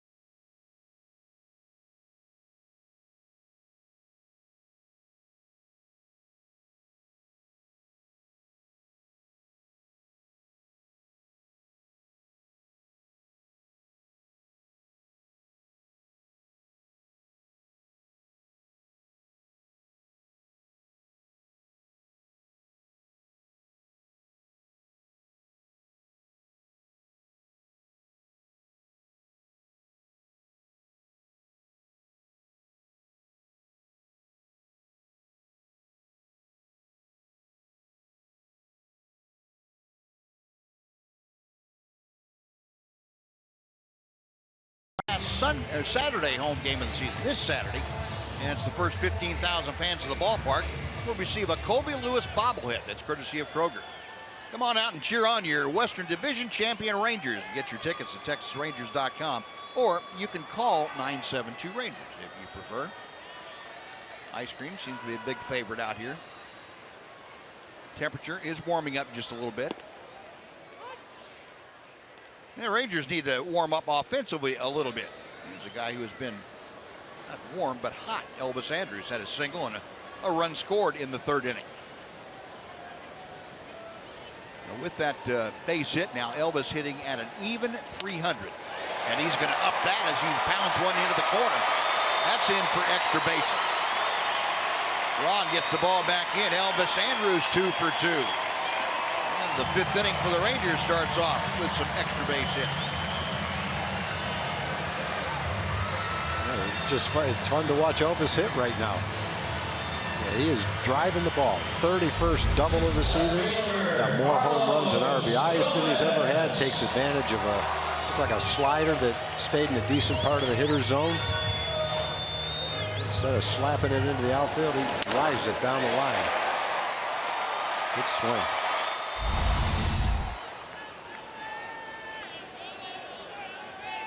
So Elvis at second, now back to the top of the order for Carlos Gomez. Gomez bounced a single right up the middle his last time out, driving home the first Ranger run. That's out of play on the first base side.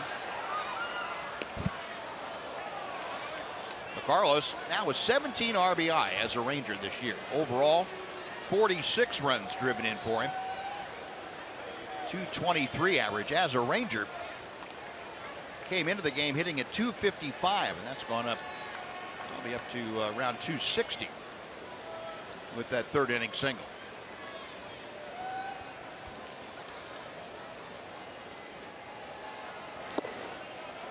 One ball and one strike.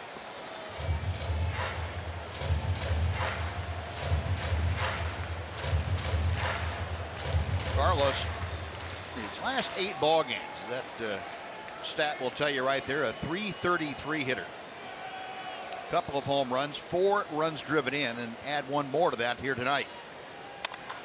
That ball's ripped fair down the left field line. Bounces out toward the middle of the field. Elvis scores into second with an RBI double as Carlos Gomez. It's a 5-3 Milwaukee lead, but here come the Rangers again. 2 well-hit doubles down the left field line. Carlos had a nice base hit and an RBI in the third inning. First swing, he looked like he was trying to hit behind the runner, move the runner. That time, he got a pitch and drilled it, pulled it past Rivera at third base.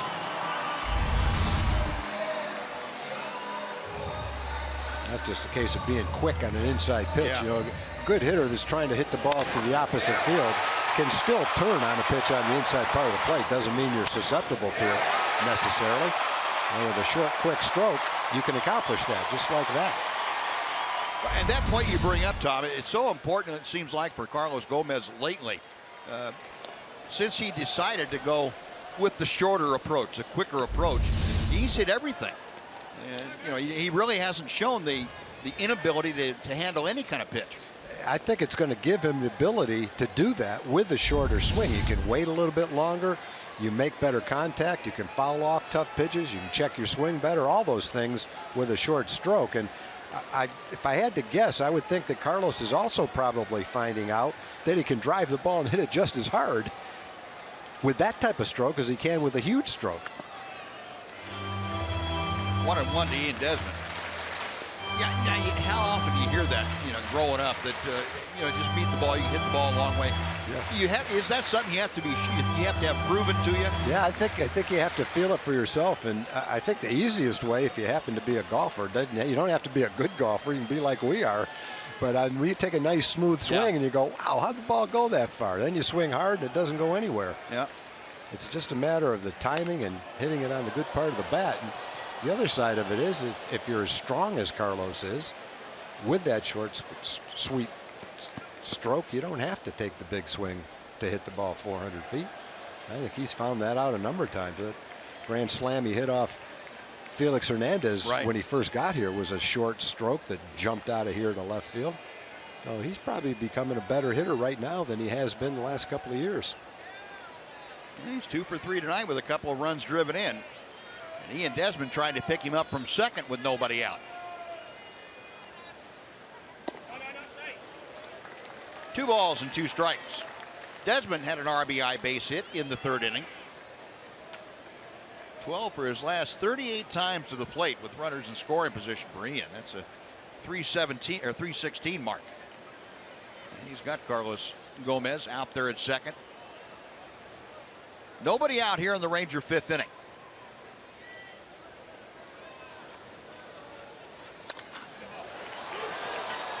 Right at the shortstop, Arcia.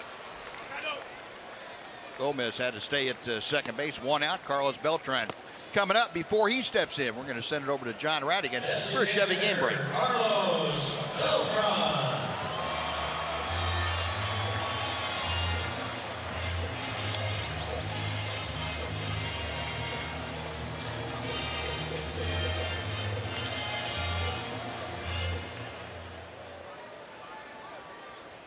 All right, John, thank you.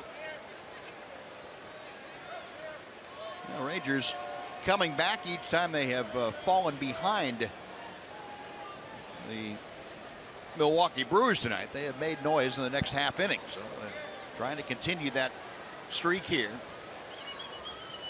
Best records in the American League, of course, the Boston Red Sox, 11 consecutive wins.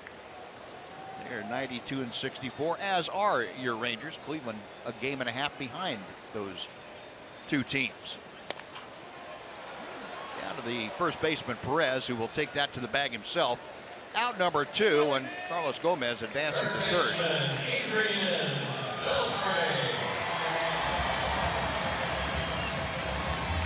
Garza able to get Beltran for the 3rd straight time. Now he'll deal with Adrian Beltre, who was flied out and popped out.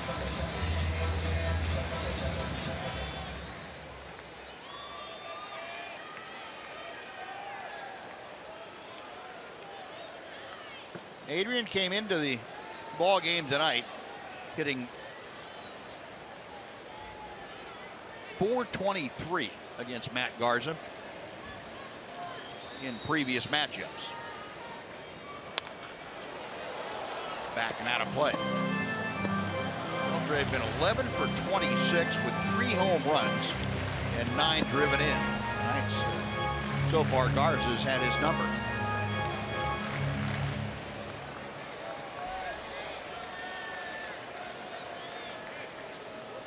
Maldonado flashing out the signs for Garza.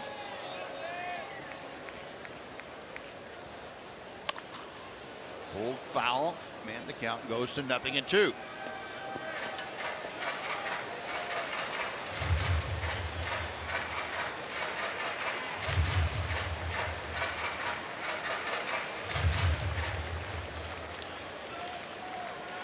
Beltre catalog the numbers for you. Young man got a foul ball. He's pretty happy about that. Pride of ownership. 0-2 to Beltre. Got him swinging. Beltre tapping it away from Maldonado, and that's going to be the end of the inning. The Rangers do get a run, though, on 2 hits. They leave 1 after 5. Rangers trailing 5-3 in part of the clinching celebration up in Oakland as the Rangers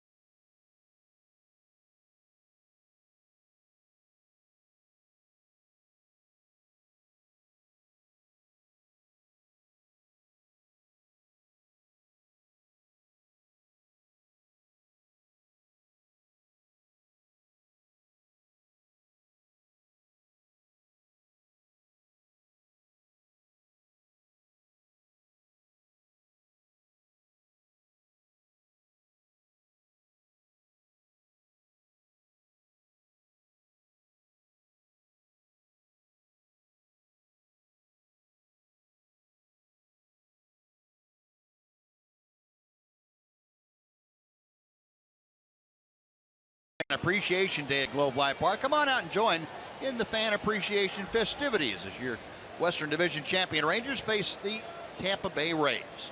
Visit TexasRangers.com or call 972-RANGERS to get tickets. Come on out to Globe Life Park and enjoy this Sunday afternoon's game. Ryan Braun leading off and going after the first pitch. Rounds out to Elvis Andrus. One pitch and one away. Braun now 0 for 3. Martin Perez trying to right the ship after giving up the 2-run home run to Jonathan Villar last inning. Now the left-hander will face Chris Carter. Carter is lined to right, grounded to third. 0 for 2 tonight. Currently hitting at .219.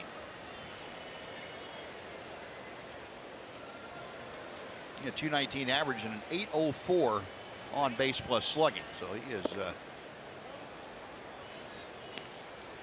a valuable member from the power department. That's a very credible hitter.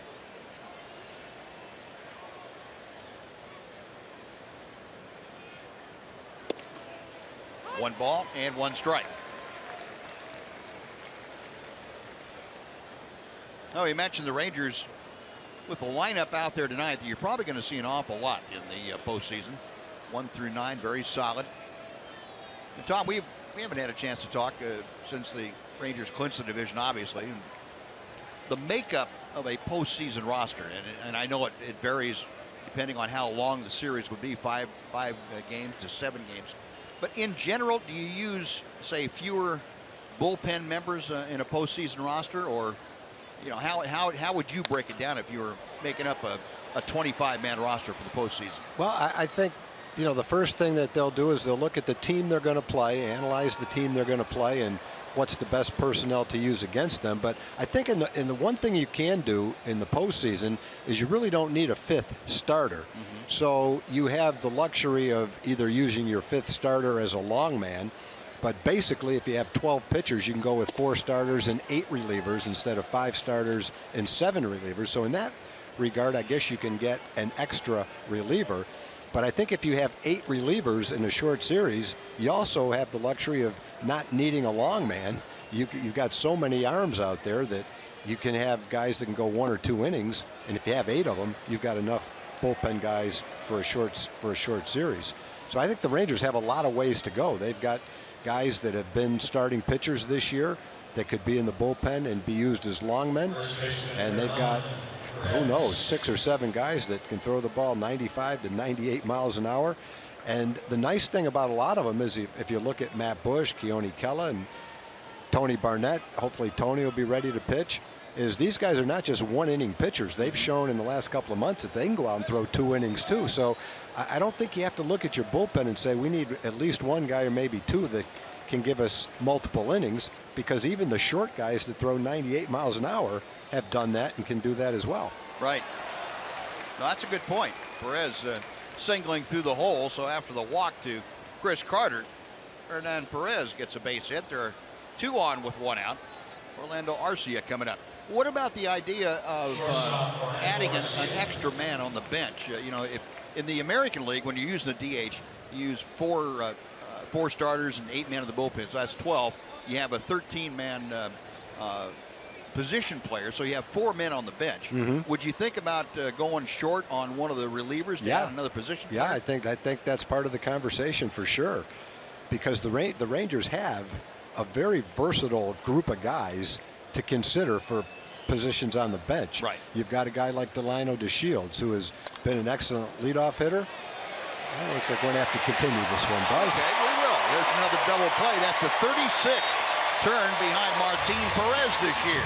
Gets him out of potential problems in the 6th. After 5.5, thanks to this double play, it remains Milwaukee 5 and the Rangers 3.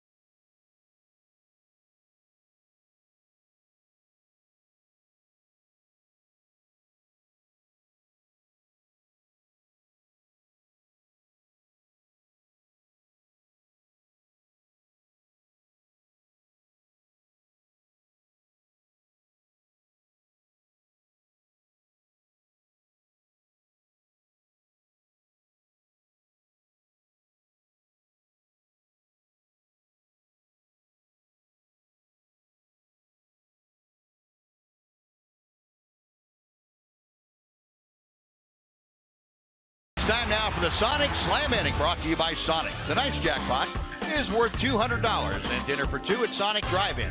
If a Ranger hits a home run during this inning, Mona Stevenson from Irving will win $200. And if a Ranger hits a grand slam this inning, Mona is going to win $25,000. You can register at any participating Sonic restaurant.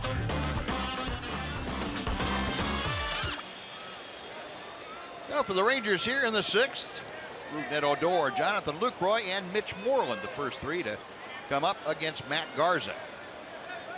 Rangers trailing 5-3. The hits are even at 6 for each ball club, and Rougned takes ball one. Odor is struck out and fly to right field. Finishing up on our conversation, Buzz, as we were talking, during the regular season, generally, there's times where it's a little bit different, but generally, you have 5 starters, 7 relievers, 9 position players, and 4 extra men. Into center. That had pretty good carry for half of the bat going toward that screen over there. Thank goodness that screen is in place. That really comes into play on that. Business into that bat, taking off and going right over the top of the Rangers dugout. Take another look. Oh, didn't hit off.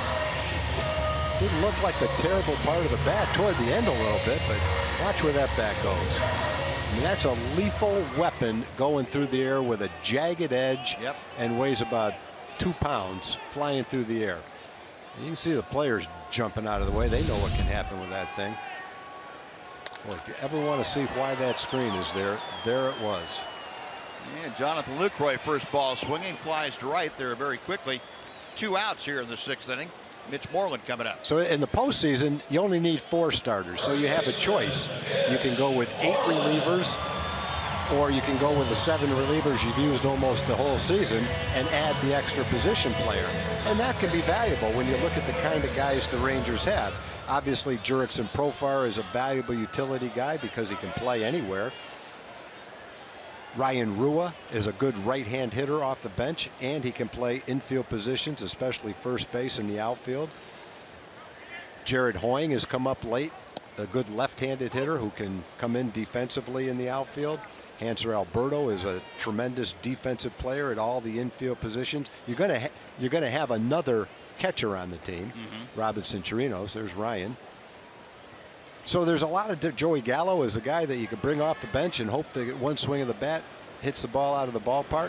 And so as a manager, as a staff, as an organization, they'll sit down and they'll have the same kind of conversation we're having right now. Buzz, looking at I guess there might be a couple of other variables, but basically it boils down, do you want the extra guy in the bullpen, and then do you want all more late inning power arms, or do you want to have a guy at the beginning that can give you 4 or 5 innings if you need it?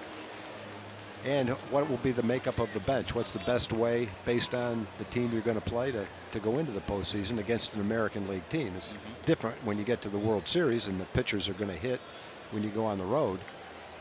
But those will be conversations that don't last for 4 or 5 minutes. They're conversations that go on over days, trying to get it perfect, where you've got the exact makeup of the team that you want for the postseason. Mitch Moreland checking his swing, 2 balls and 2 strikes. And there's the Milwaukee bullpen, Barnes and Torres, a couple of right-handers up and loosening.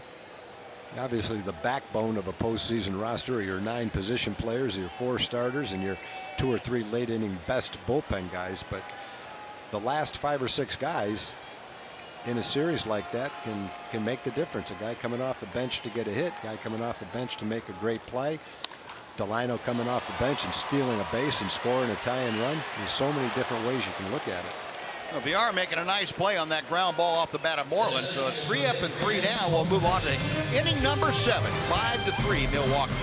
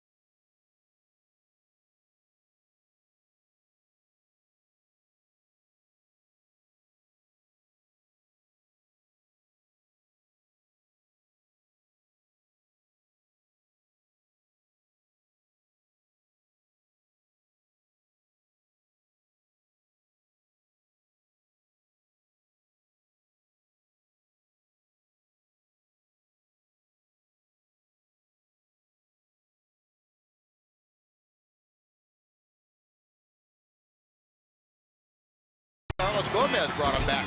RBI single in the 3rd inning, waiting Nomar Mazara. But then the Brewers striking again. Jonathan Villar hit his 17th home run of the year to make it a 5-2 lead for Milwaukee. Back came the Rangers. Again, that man Carlos Gomez slashing an RBI double, bringing home Elvis Andrus to make it a 5-3 game. And that's where we stand here as Martin Perez takes over in the top of the 7th inning. Drops a breaking ball just off the outer edge to Martin Maldonado. Maldonado has been on and scored both times tonight. He has doubled and walked.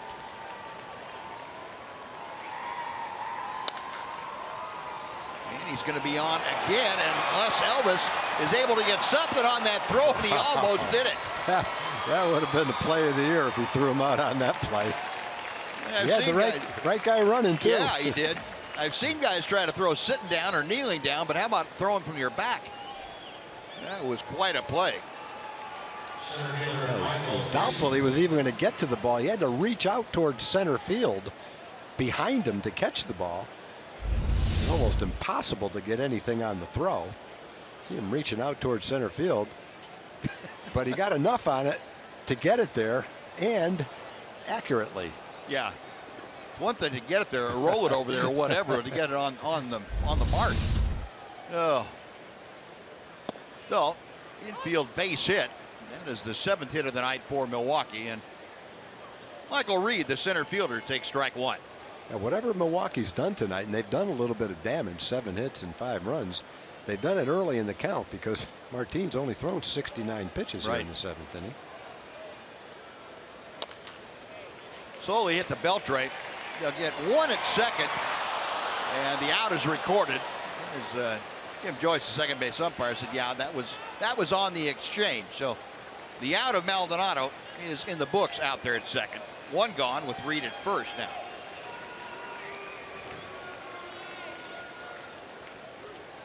Third baseman Yadiel Rivera.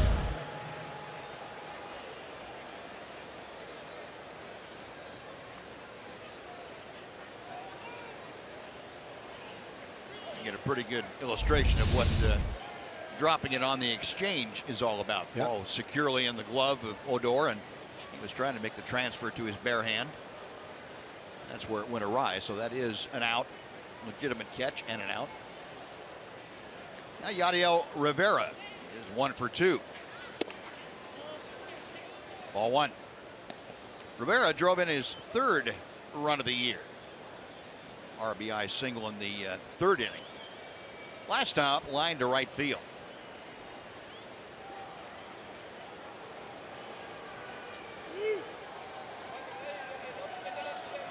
Runner on the move. The pitch is fouled back. So Greg Counsell using that hit and run with the bottom of the order.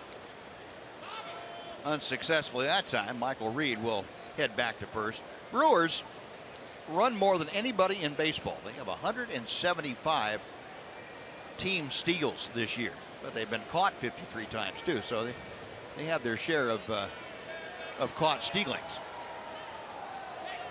175 though, that's almost 50 more than the second best total in the National League. Arizona has 126. 5th team since 1900 with 175 or more home runs and 175 stolen bases in a season. First team since Tampa Bay did that back in 2009. 1-2 the count. Slicing down the right side, Mazara will run out of room. Snuggles up against the padding as that ball lands in the 2nd row. Nomar playing a fairly shallow right field against Rivera.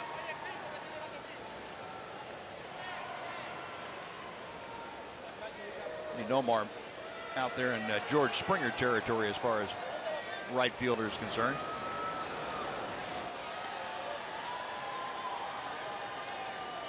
Ball and 2 strikes. Yadiel Rivera getting back into the batter's box. Martin Perez studies the signs. Gets off the fist down the right side.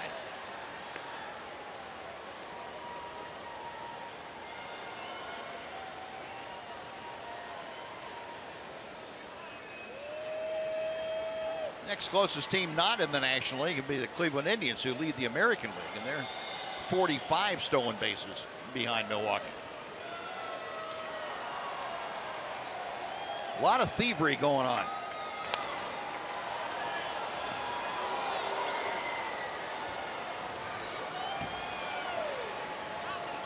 And a lot of foul balls going on too off the bat of Rivera.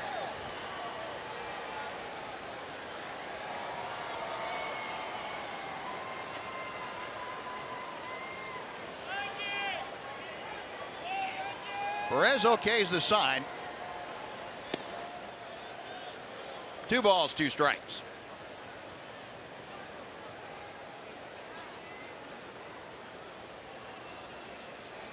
Well, most of the Ranger pitchers now have been able to space out their starts so that nobody really is running on short rest at all. Martin working on just about a week. Cole Hamels had 7 days between his last start and the one before.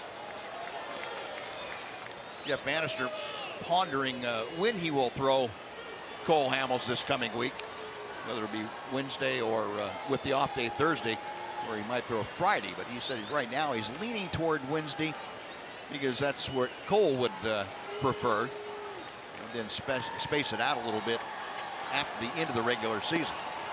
That's inside for ball 4. So they're now 2 on with 1 out and back to the top of the order. And let's go down to Emily Jones.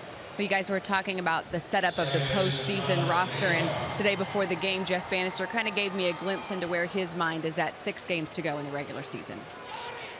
The flexibility of all the players that are going to be on the bench are extremely important for us.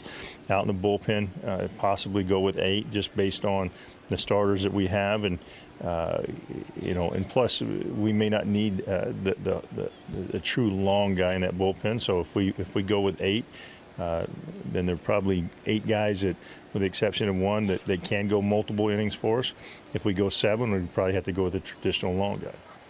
And he said one of the big things as far as the pitching staff is concerned, and that bullpen especially, is what Jeremy Jeffress and Tony Barnett show in these last 6 games, since they are both now available out of the bullpen. You know, what they can do with both having, you know, not been active for, you know, some time, to see how they, you know, bounce back. Coming off of the injury for Barnett, and then Jeffress coming off the time off in rehab. So all of those things obviously to be considered in conjunction with the body of work as to what guys have done over the course of the season. It's obviously easier to judge that based on a position player, or the position players they have right now, with the exception of 2, of course. And then you've got to factor in the wild cards of Jeffress and Barnett from the bullpen aspect of things. Yeah, we're going to start that apparently tonight, on Jeremy Jeffress. He's loosening up in the bullpen as you were talking about that. He'd gotten up and started throwing, so you get a first look at him. First time in about a month. In the meantime, Martin Perez dealing to Jonathan Villar, who homered his last time up, a 2-run blast. He is up there again with runners at first and second and 1 away here in the 7th inning. You mentioned Villar, that was his 17th home run of the year, and he hits this one hard to center. Going back, Desmond, the track at the wall, that ball's gone. And Jonathan Villar, with a 2-home run night, makes this an 8-3 Milwaukee lead. We're talking about Villar and the tremendous pickup that was for Milwaukee. Not sure, don't have a lot of information about the player that Houston acquired. Could be a terrific pitcher, I don't know, but this kid looks like at age 25 he is a frontline middle infielder, and that's a pretty good trade when you see a kid that can hit the ball like that. 2 home runs gives him 18 in the ball game. And it's a fastball right in the middle of the plate, dead center field. On a night like this, that ball didn't jump out of here because of the atmospheric conditions. Yep. He drove it out of here. Yes, he did. Kind of a high line drive that just kept on carrying. Desmond going back, had to pull up. He thought he might have a shot at it. That was not to be the case. So it's a 5-run advantage for Milwaukee. Jonathan Villar has driven in 5 runs tonight. Pair of home runs. A lot of the damage has been done by the bottom of the order. Desmond, a long run into the alley in left center. That ball off the bat of Domingo Santana, out number 2. Yeah. Martin Maldonado's 2 for 2 with a walk, scored twice. He came into the game hitting 189. Yadiel Rivera has walked and had a single, scored a couple of runs. He's a 214 hitter. So the bottom of the order has been the key, along with obviously Jonathan Villar with his 2 long balls. Yeah, Braun and Carter haven't done anything. They're the 2 big guys. Tonight it's Jonathan Villar, though, looking pretty big. Yeah, Braun 0 for 3. We're talking about Villar. He's stolen 59 bases. That's number 1 in the major leagues. He's also walked 76 times. That's 7th in the National League. So you've got a kid with power, 18 home runs, speed, 59 stolen bases, versatility to play any infield position, and he's got the on-base percentage of a leadoff hitter. That's pretty good qualities for a 25-year-old. I'd say they're pretty happy with him. I would think so. You know, from the Astros, they can't look back at what they might have had with Villar, because what they've got right now is just as good and better. Yeah. With young players. We talked about their infield, Correa, Altuve, and Bregman. So they had a surplus, and I'm not sure again who the player was. Cy Snead, and I don't know a lot about him. Right-handed pitcher, and maybe he's going to be a future starting pitcher and a star for the Astros, in which case both teams will be very happy. 0-2 the count to Braun. Bases empty. 3 runs across here for Milwaukee in this 7th inning. Watch out. Hard but foul. Saw some gloves flash up in the seats down there, so that's good. Saw some gloves flash up. Didn't see much baseball making contact with those gloves, though. Smiles. Okay, everybody's okay. A couple of big guys down there. Hopefully those are the guys that hit, not any of the youngsters. Yeah, there's a base hit for Braun to right field. Ryan Braun now 1 for 4. 2-out single. And that's going to do it for Martin Perez, as Jeff Bannister making the slow walk out to the mound. So Perez will end up going 6 2/3 tonight. He will depart on the wrong end of an 8-3 ball game. Jeremy Jeffress will make his way in from the bullpen. First time we've seen Jeremy in about a month. So he will be aboard. We'll tell you all about him when we come back right after this on Fox Sports Southwest.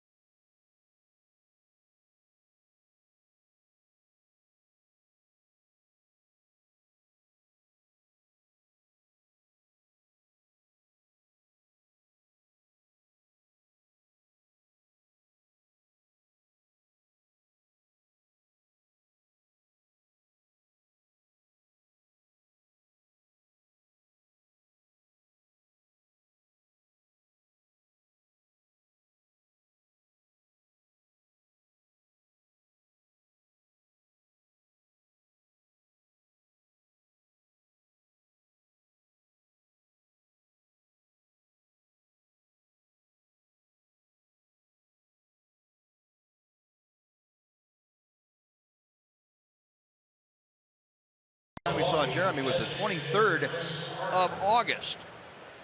And Jeremy, this year with both the Brewers and the Rangers, his 57th appearance. He's 2-2 with a .252. He was leading the Brewers with 27 saves when he was traded over to the Rangers back on the 2nd of August. He and Jonathan Lucroy joining the Rangers in that big trade. It's proven to be very beneficial for the Rangers in a lot of regards. And this guy is not the least of those, because what we have seen of him in his 9 outings as a Ranger, he has electric stuff. Chris Carter, first one that he faces. That first pitch is pulled foul. Jeffries in a Rangers uniform, an ERA of an even 4. 9 innings of work. 7 hits, 5 walks, 6 strikeouts. An extreme ground ball pitcher. When he gets that turbo sinker going, it's as good as anybody's in the game. 96, 97, 98 mile-an-hour sinker. Braun the runner at first. 1 ball and 1 strike. Carter tonight has walked, lined to right, and grounded to third.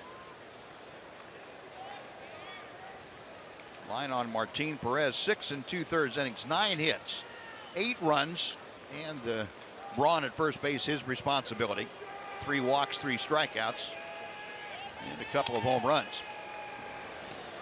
Beltre goes the short way, and that'll do it. The sliding Braun removed. But Milwaukee gets 3 runs in the inning.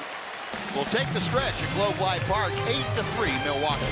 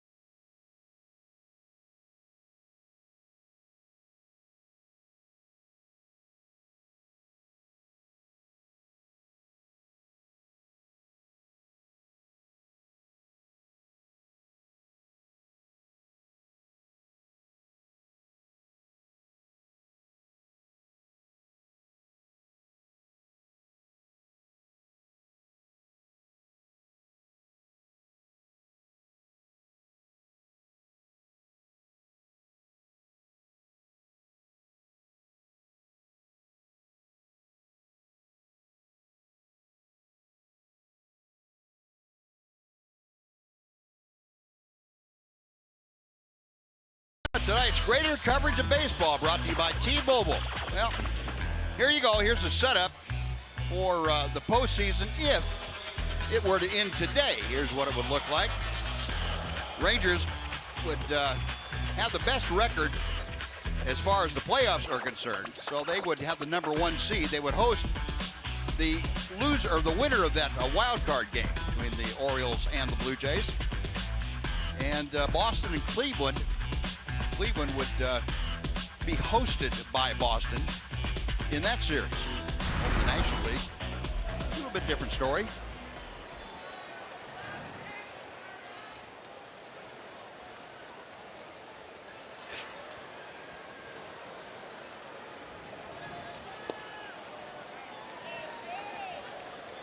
So as we go to the bottom of the 7th, Carlos Torres on now, the lanky right-hander for the Milwaukee Brewers, his 69th appearance of the year. Torres with on the electric fastball. See it kind of running in on Nomar Mazara.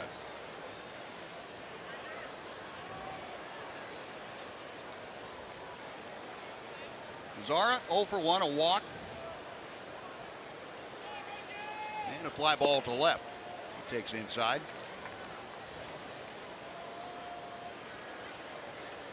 Matt Garza, 6 innings of work. 6 hits, 3 runs. They were earned. Garza struck out 3.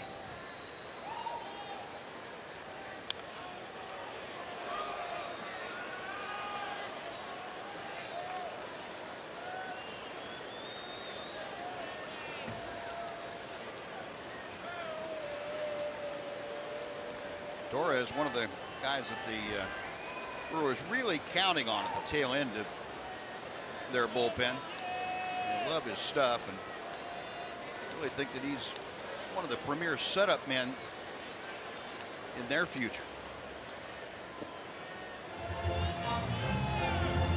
Omar able to lay off that breaking ball. And the count now has gone full. So Mazara trying to lead off and get a board here in the 7th inning. Elvis Andrus will follow.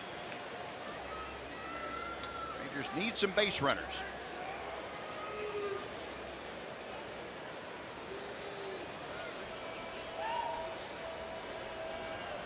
Torres with the payoff pitch to Mazara.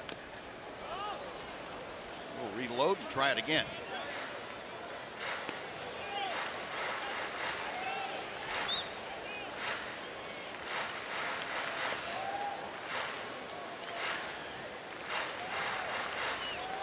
Over 27,000 fans on hand here tonight. 27,263. 65-degree evening. Called strike 3. Nomar knew it. 1 gone for Elvis Andrus.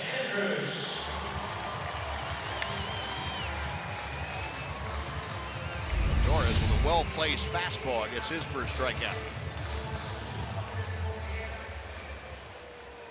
Yep, Nomar didn't have to look at the umpire or think anything other than just didn't pull the trigger on that one. Well, Elvis has pulled the trigger twice tonight, and he's had success both times. He's singled and doubled, and he has scored 2 runs. Elvis now at .301 with the batting average. That would be quite an achievement for Elvis to be able to hit 300 this year if he's able to carry that on through this weekend. And putting the ball in play, no strikeouts in his last 32 times up there. He's only struck out 65 times this year. And with the hits today, he's got his OPS, on base percentage plus slugging percentage, over 800. That's new territory for Elvis. Yeah. It's also higher territory than some people you would expect to have a higher on base percentage plus slugging percentage than Elvis. Yeah, the count here 3-0. Now 3-1. Yeah, 800 plus is usually the territory reserved for the guys that get paid a lot more. Yeah, it's pretty solid. that are expected to have those. Now 3-2. And Elvis has hit 31 doubles. He's had 7 triples. He's tied for second in the league with 7 triples. Top 10 in stolen bases. And a clutch hitter all season long. And he's going to have another base hit here as he rolls one through the middle. So Elvis a 3-for-3 night. 2 singles and a double. He is aboard with 1 out for the top of the order.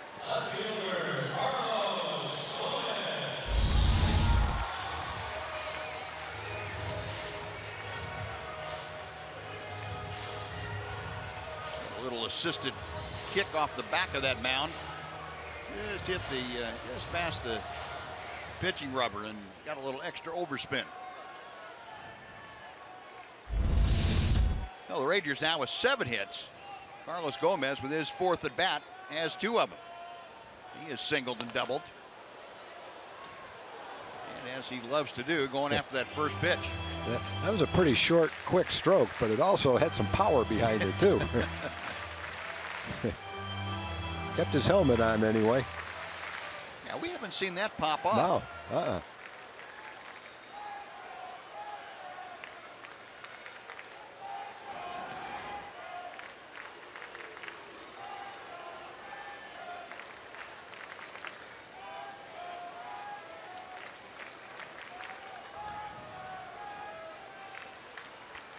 Torres reading the signs from Maldonado.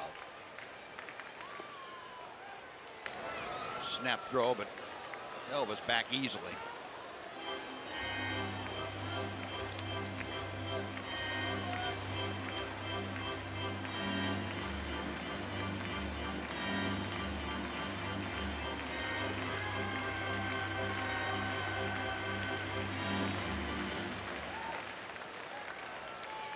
Now Torres back up on top.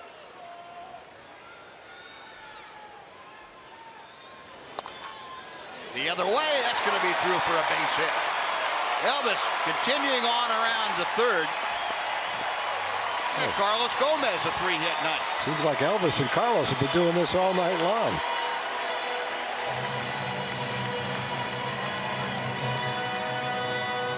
The center fielder, Ian Desmond. Slider down. Carlos slices the ground ball into right field.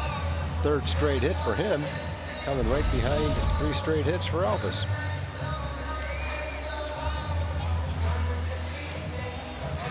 Now our Ford leaderboard.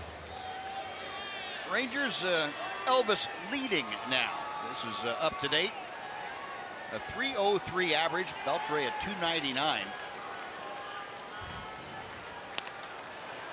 And Ian Desmond shoots one foul into the second deck. Desmond 1 for 3, had an RBI on a single in the third inning.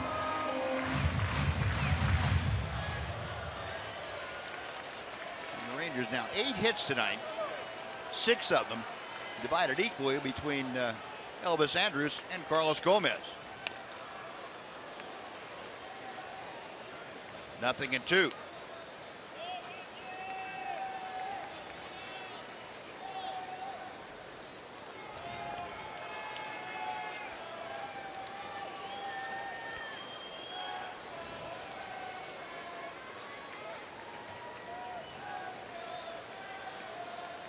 Torres will check the runners.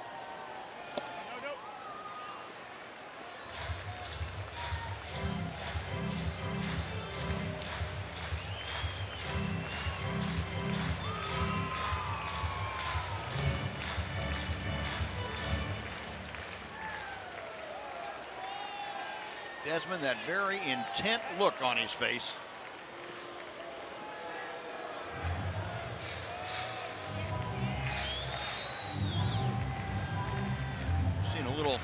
Frustration a couple of weeks ago dig in a little bit and Ian, and he has since gotten rid of that. Said it was just a part of being a little bit tired. And stolen base for Carlos Gomez. Maldonado couldn't find the handle.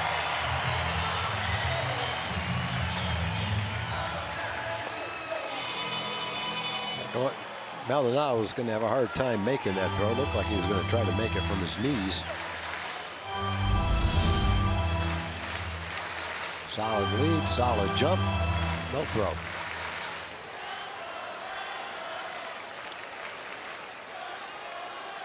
Yeah, trying to pick it and throw at the same time. Not going to work too well. Couldn't quite do it. Did he go around? Yes, he did. Field down to first, and Marvin Hudson said that's strike 3.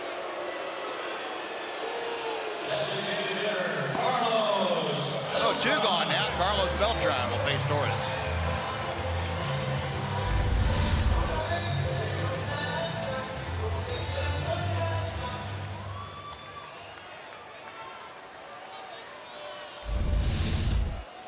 I think Desmond was hoping he gets hope.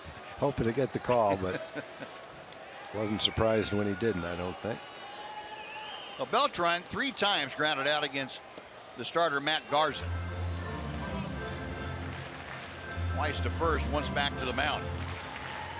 Got runners at second and third, 2 outs. Rangers trying to mount a comeback here in the 7th inning. They trail 8-3. Carlos down on the count, no balls and 2 strikes.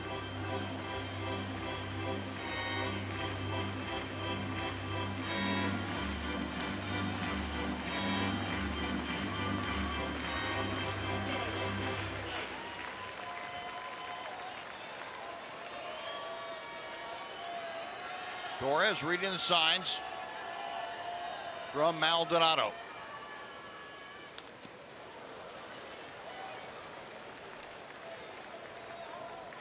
Still 0-2.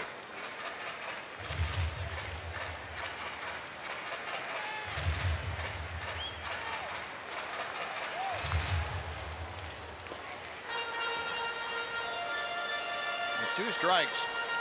You can see the major league average is 176. Beltran quite a bit better than that at 237.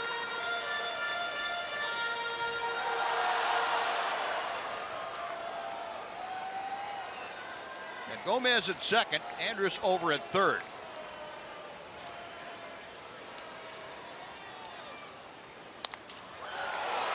Fly ball to right. Santana has it, and that will do it for the Rangers. No runs, 2 hits, 2 left. After 7 at Globe Life Park, 8-3 Milwaukee.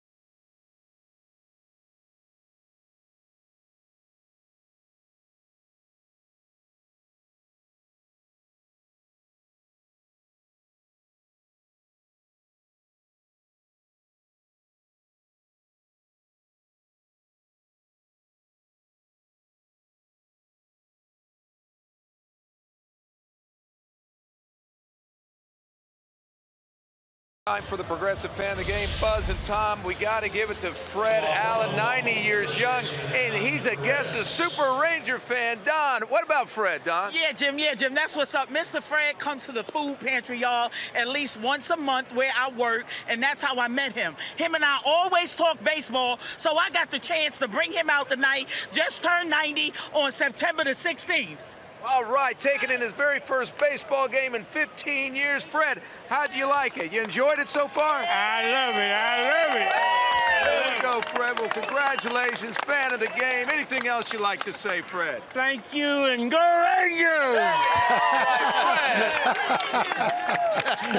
That's beautiful. Oh. Thank you very much. All right, Fred. Good one, buddy. Good having you here. Jeremy Jeffress back out to the hill, and he is facing Hernan Perez to start things off. Jeffress came on to get the final out of the 7th inning. And now he has jumped out in front, no balls and 2 strikes to Perez.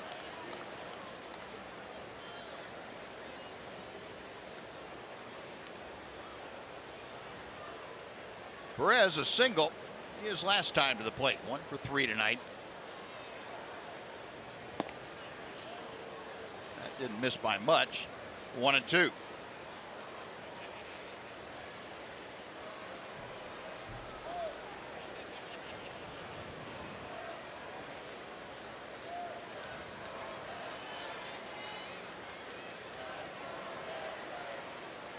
Jeffress with the next pitch. Boy, he gets that sinker. You're not going to do much with that pitch. No. That's a borderline strike. No, that last one was actually a ball. It's hard to lay off it with 2 strikes, though. It's got so much downward movement to it.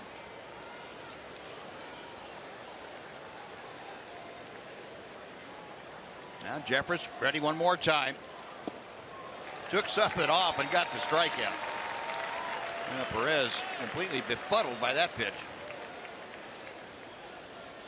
So one gone before Orlando Arcia comes up and send it over to John Radigan for a Chevy game break.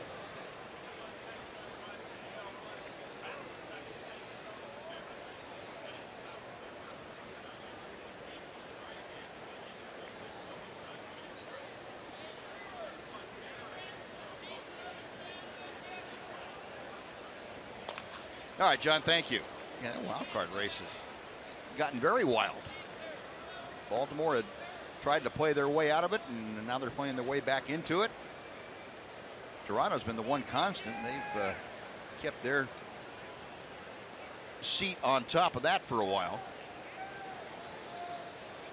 Detroit had gotten into it. Now they've fallen a game and a half back. Pitch a little bit low. 1 ball and 1 strike.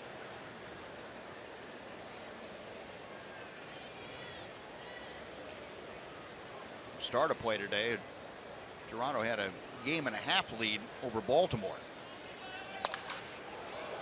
Fly ball to right, hit pretty well. Mazar retreating and has to reach up to make the grab. 2 gone.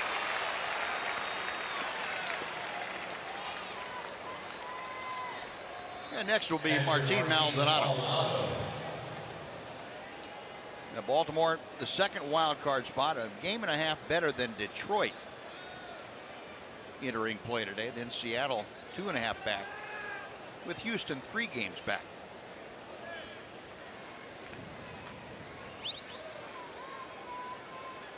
Maldonado has been on all 3 times tonight. He has walked, singled, and doubled.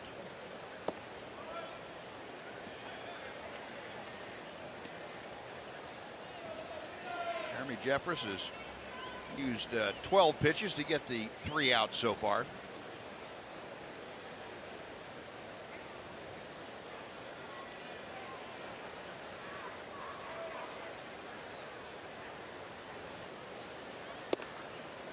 That is in to even the count now at 1-1.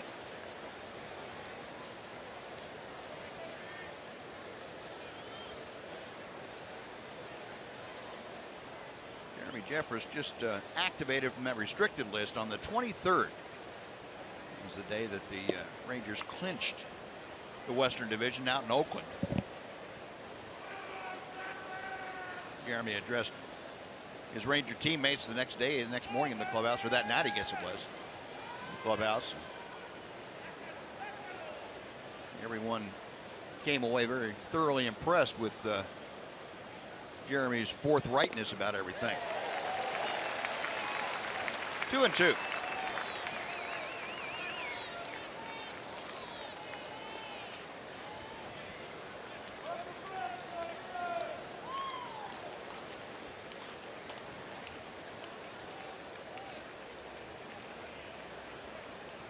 Maldonado waiting as Jeffress sets. Beltre, it's a knee-high hop and throws out Maldonado, and Jeremy Jeffress works a 1-2-3/8 inning. He retired all 4 men that he's faced in an inning and a third. Bottom of the 8th coming up, 8-3 Milwaukee.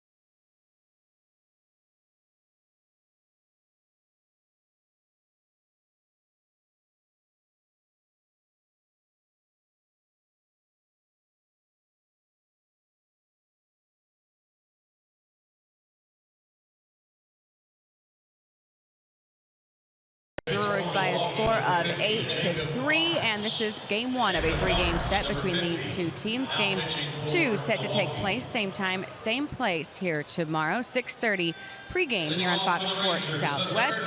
A couple of Jonathans being featured on tonight's preview for game 2. Jonathan VR and Jonathan Lucroy. There you see their numbers. Both will be highlighted in game 2 of this 3-game series between Milwaukee and Texas. A big fine thank you to the great folks at AT High-Speed Internet for getting us ready for the middle game of 3 between these two guys. All right, Emily, thank you. Well, we go to the bottom of the 8th. Jacob Barnes has come on into the ball game. Barnes, a 26-year-old out of St. Petersburg, Florida. On now for his 25th appearance of the year. Made his major league debut with the Brewers back in June. Since then has got a lot of good experience at the big league level. June 3rd was his first outing against Philadelphia. Facing the middle third of the Ranger order, Beltre, Odor, and Lucroy. Off the end of Adrian's bat, back and into the Ranger dugout.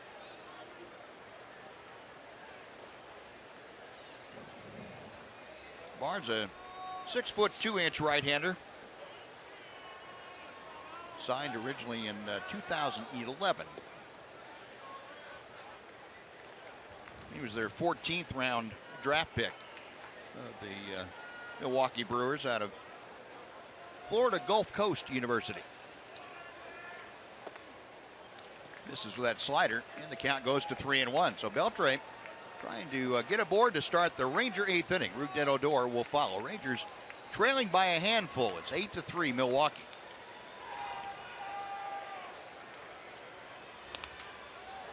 Three and 2. You can tell when Adrian's a little bit upset with missing a pitch or having a ball go just foul. He smacks his the soles of his shoes. One of these times he's going to miss. Yeah, you think he'd have terrible bone bruises all over his feet from doing that. Drive hit to left center field and deep. Back is Braun on the warning track and makes the catch. Adrian gave it a ride, but not quite enough tonight to get it out. One gone.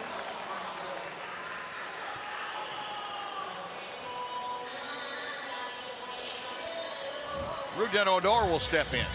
Odor, like Beltre, an 0 for going. He's 0 for 3 tonight. A couple of flyouts and a strikeout.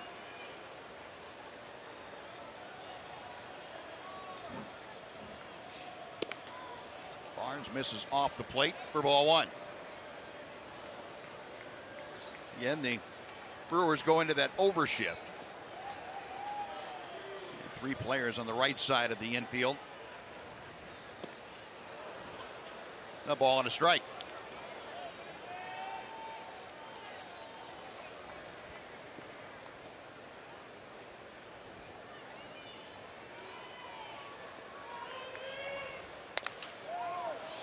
Two hopper down to Perez at first. That is out number 2. Odor an 0 for 4 evening as he makes a right turn at first. And Jonathan Lucroy now will step in.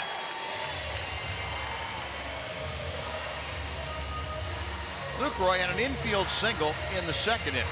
Since then has popped out and flied out.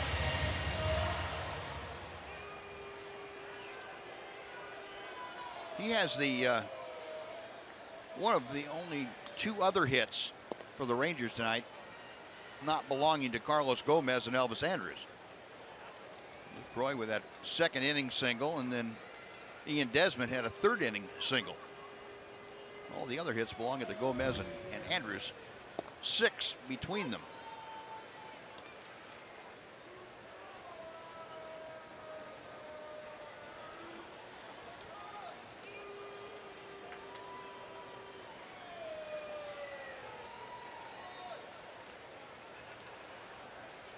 One pitch.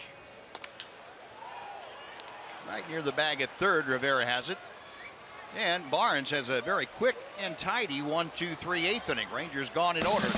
On we go to the 9th inning. Milwaukee 8, Texas 3.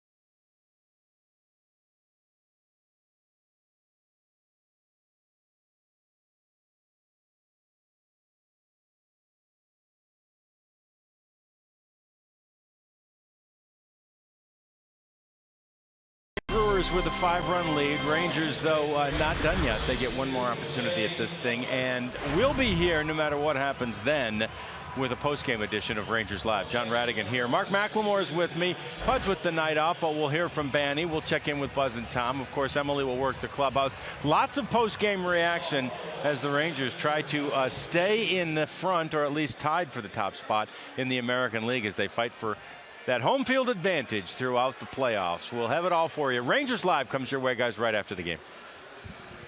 All right, John, thank you.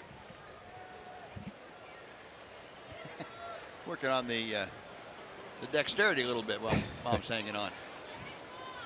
Good looking turtle right there.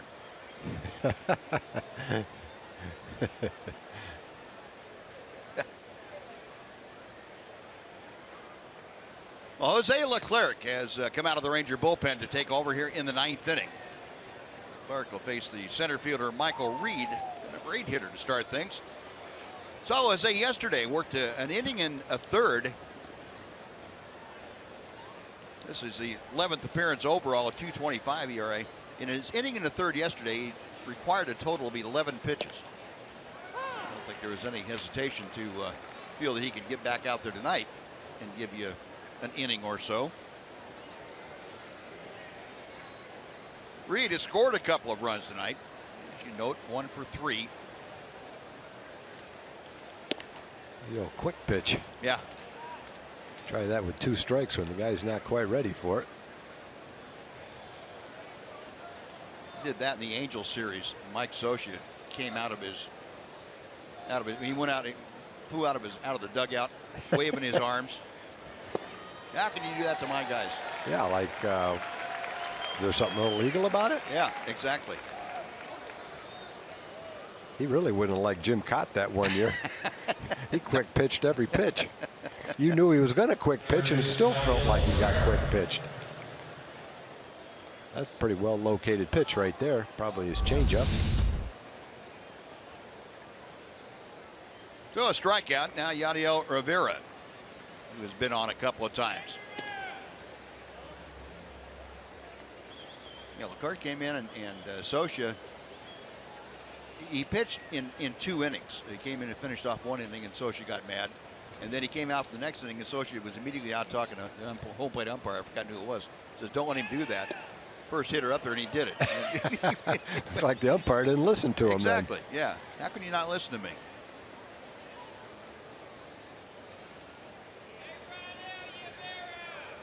Gravy, the right-hander, loosening in that Milwaukee pen.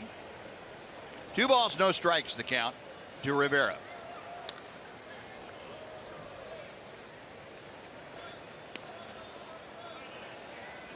Rivera had an RBI single back in the 3rd inning. Scored a run in that frame. He also walked and scored in the 7th.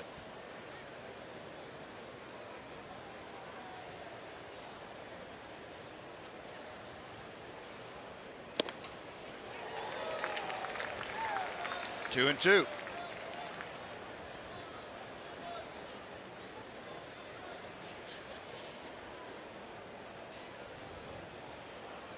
Brewers tonight 8 runs on 9 hits. Rangers 3 runs on 8 hits.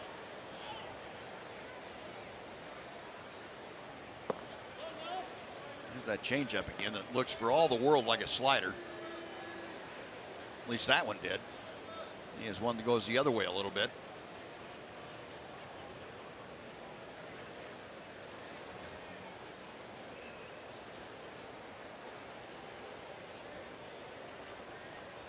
The 3-2 is coming.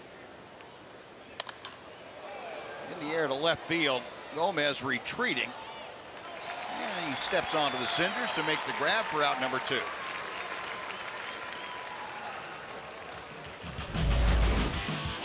Well, our AT&T high-speed internet replay for you. How about Jonathan Villar? A 2-run home run in the 5th inning. And then just to put one extra for good measure, to dead center field in the 7th with 2 runners on, a 3-run blast.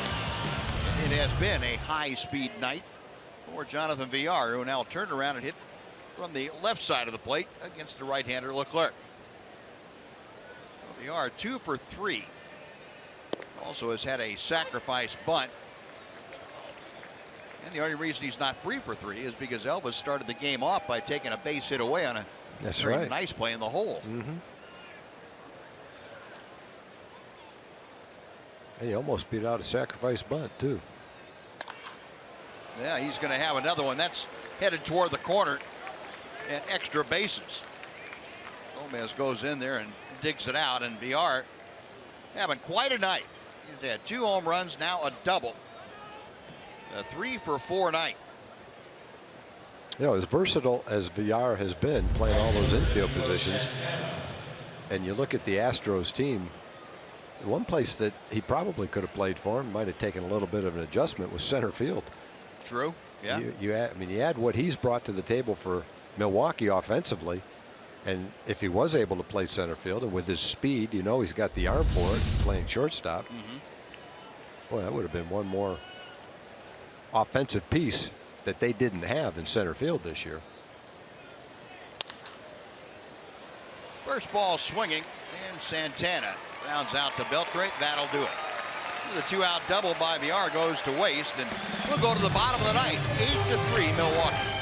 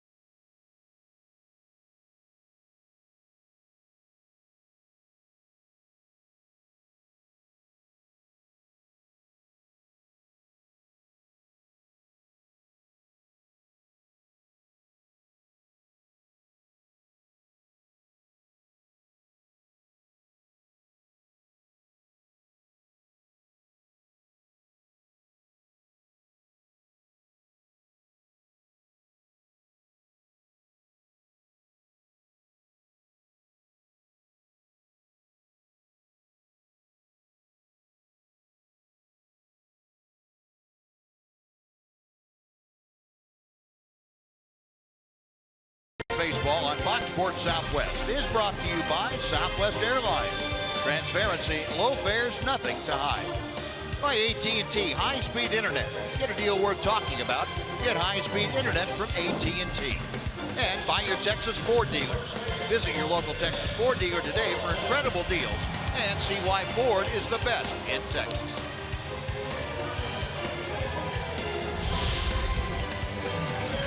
A nice crowd on the hand here on this Monday night, and red out the ballpark.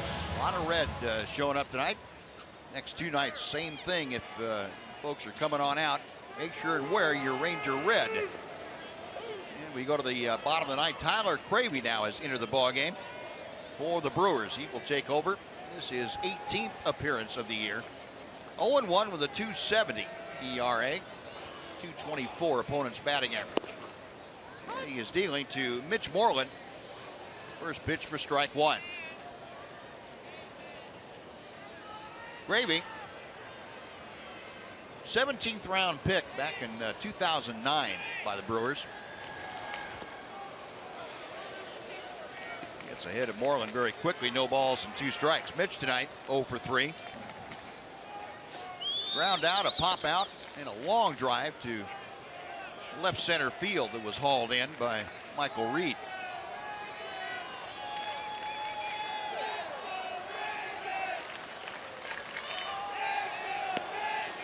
Gravy trying to do his own. It looked like it. Little speed up bull rush. That was about a half a quick pitch. Came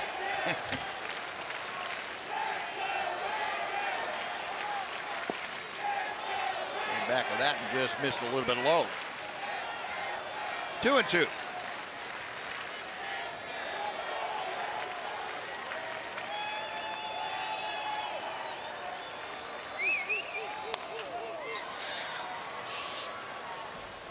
Perez underhanding to Cravey. That is out number 1. Moreland retired. Now Nomar Mazara.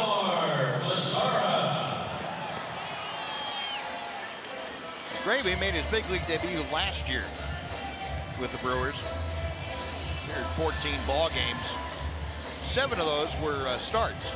Brewers trying to figure out exactly what they had in Tyler Craven. Didn't go well for him. Went 0-8 with a 5.70 ERA. He went back to the bullpen, and here he is this year coming out. Strike 1 to Mazara. Nomar, a walk in 3 trips. 0 for 2 officially. Out of play. 0-2.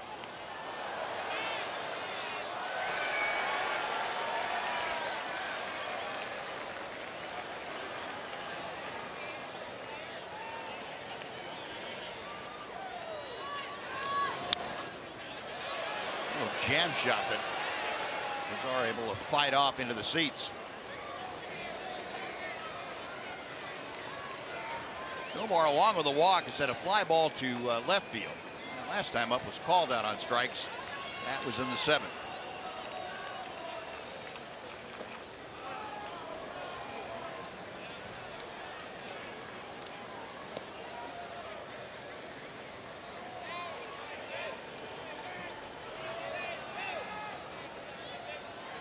One-two pitch.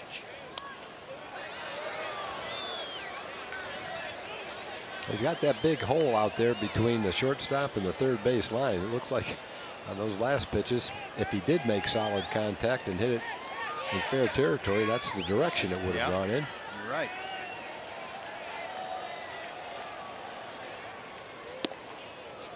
Two and two now.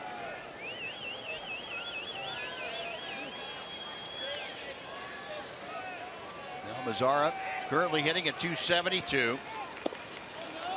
Checked his swing. And yes, he did. The appeal down to third, and that check swing is affirmed by Chad Fairchild. No, it's a full count. Ripped, but right at the first baseman, Perez. A low hooking line drive that Perez picked off. And with 2 gone, Elvis Andrus will have one more at bat.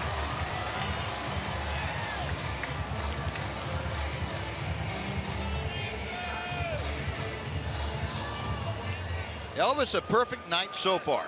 2 singles, a double. He has scored twice. Batting average up to .303.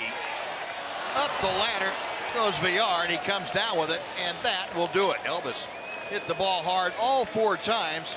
Ends up going 3 for 4. The Rangers go down to defeat here this evening at the hands of the Milwaukee Brewers. 8-3. Milwaukee comes out on top.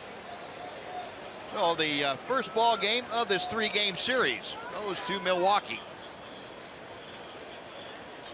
Matt Garza gets the win in this one, and Martin Perez takes the loss. And we'll be back to Globe Life Park with more right after this on Fox Sports Southwest.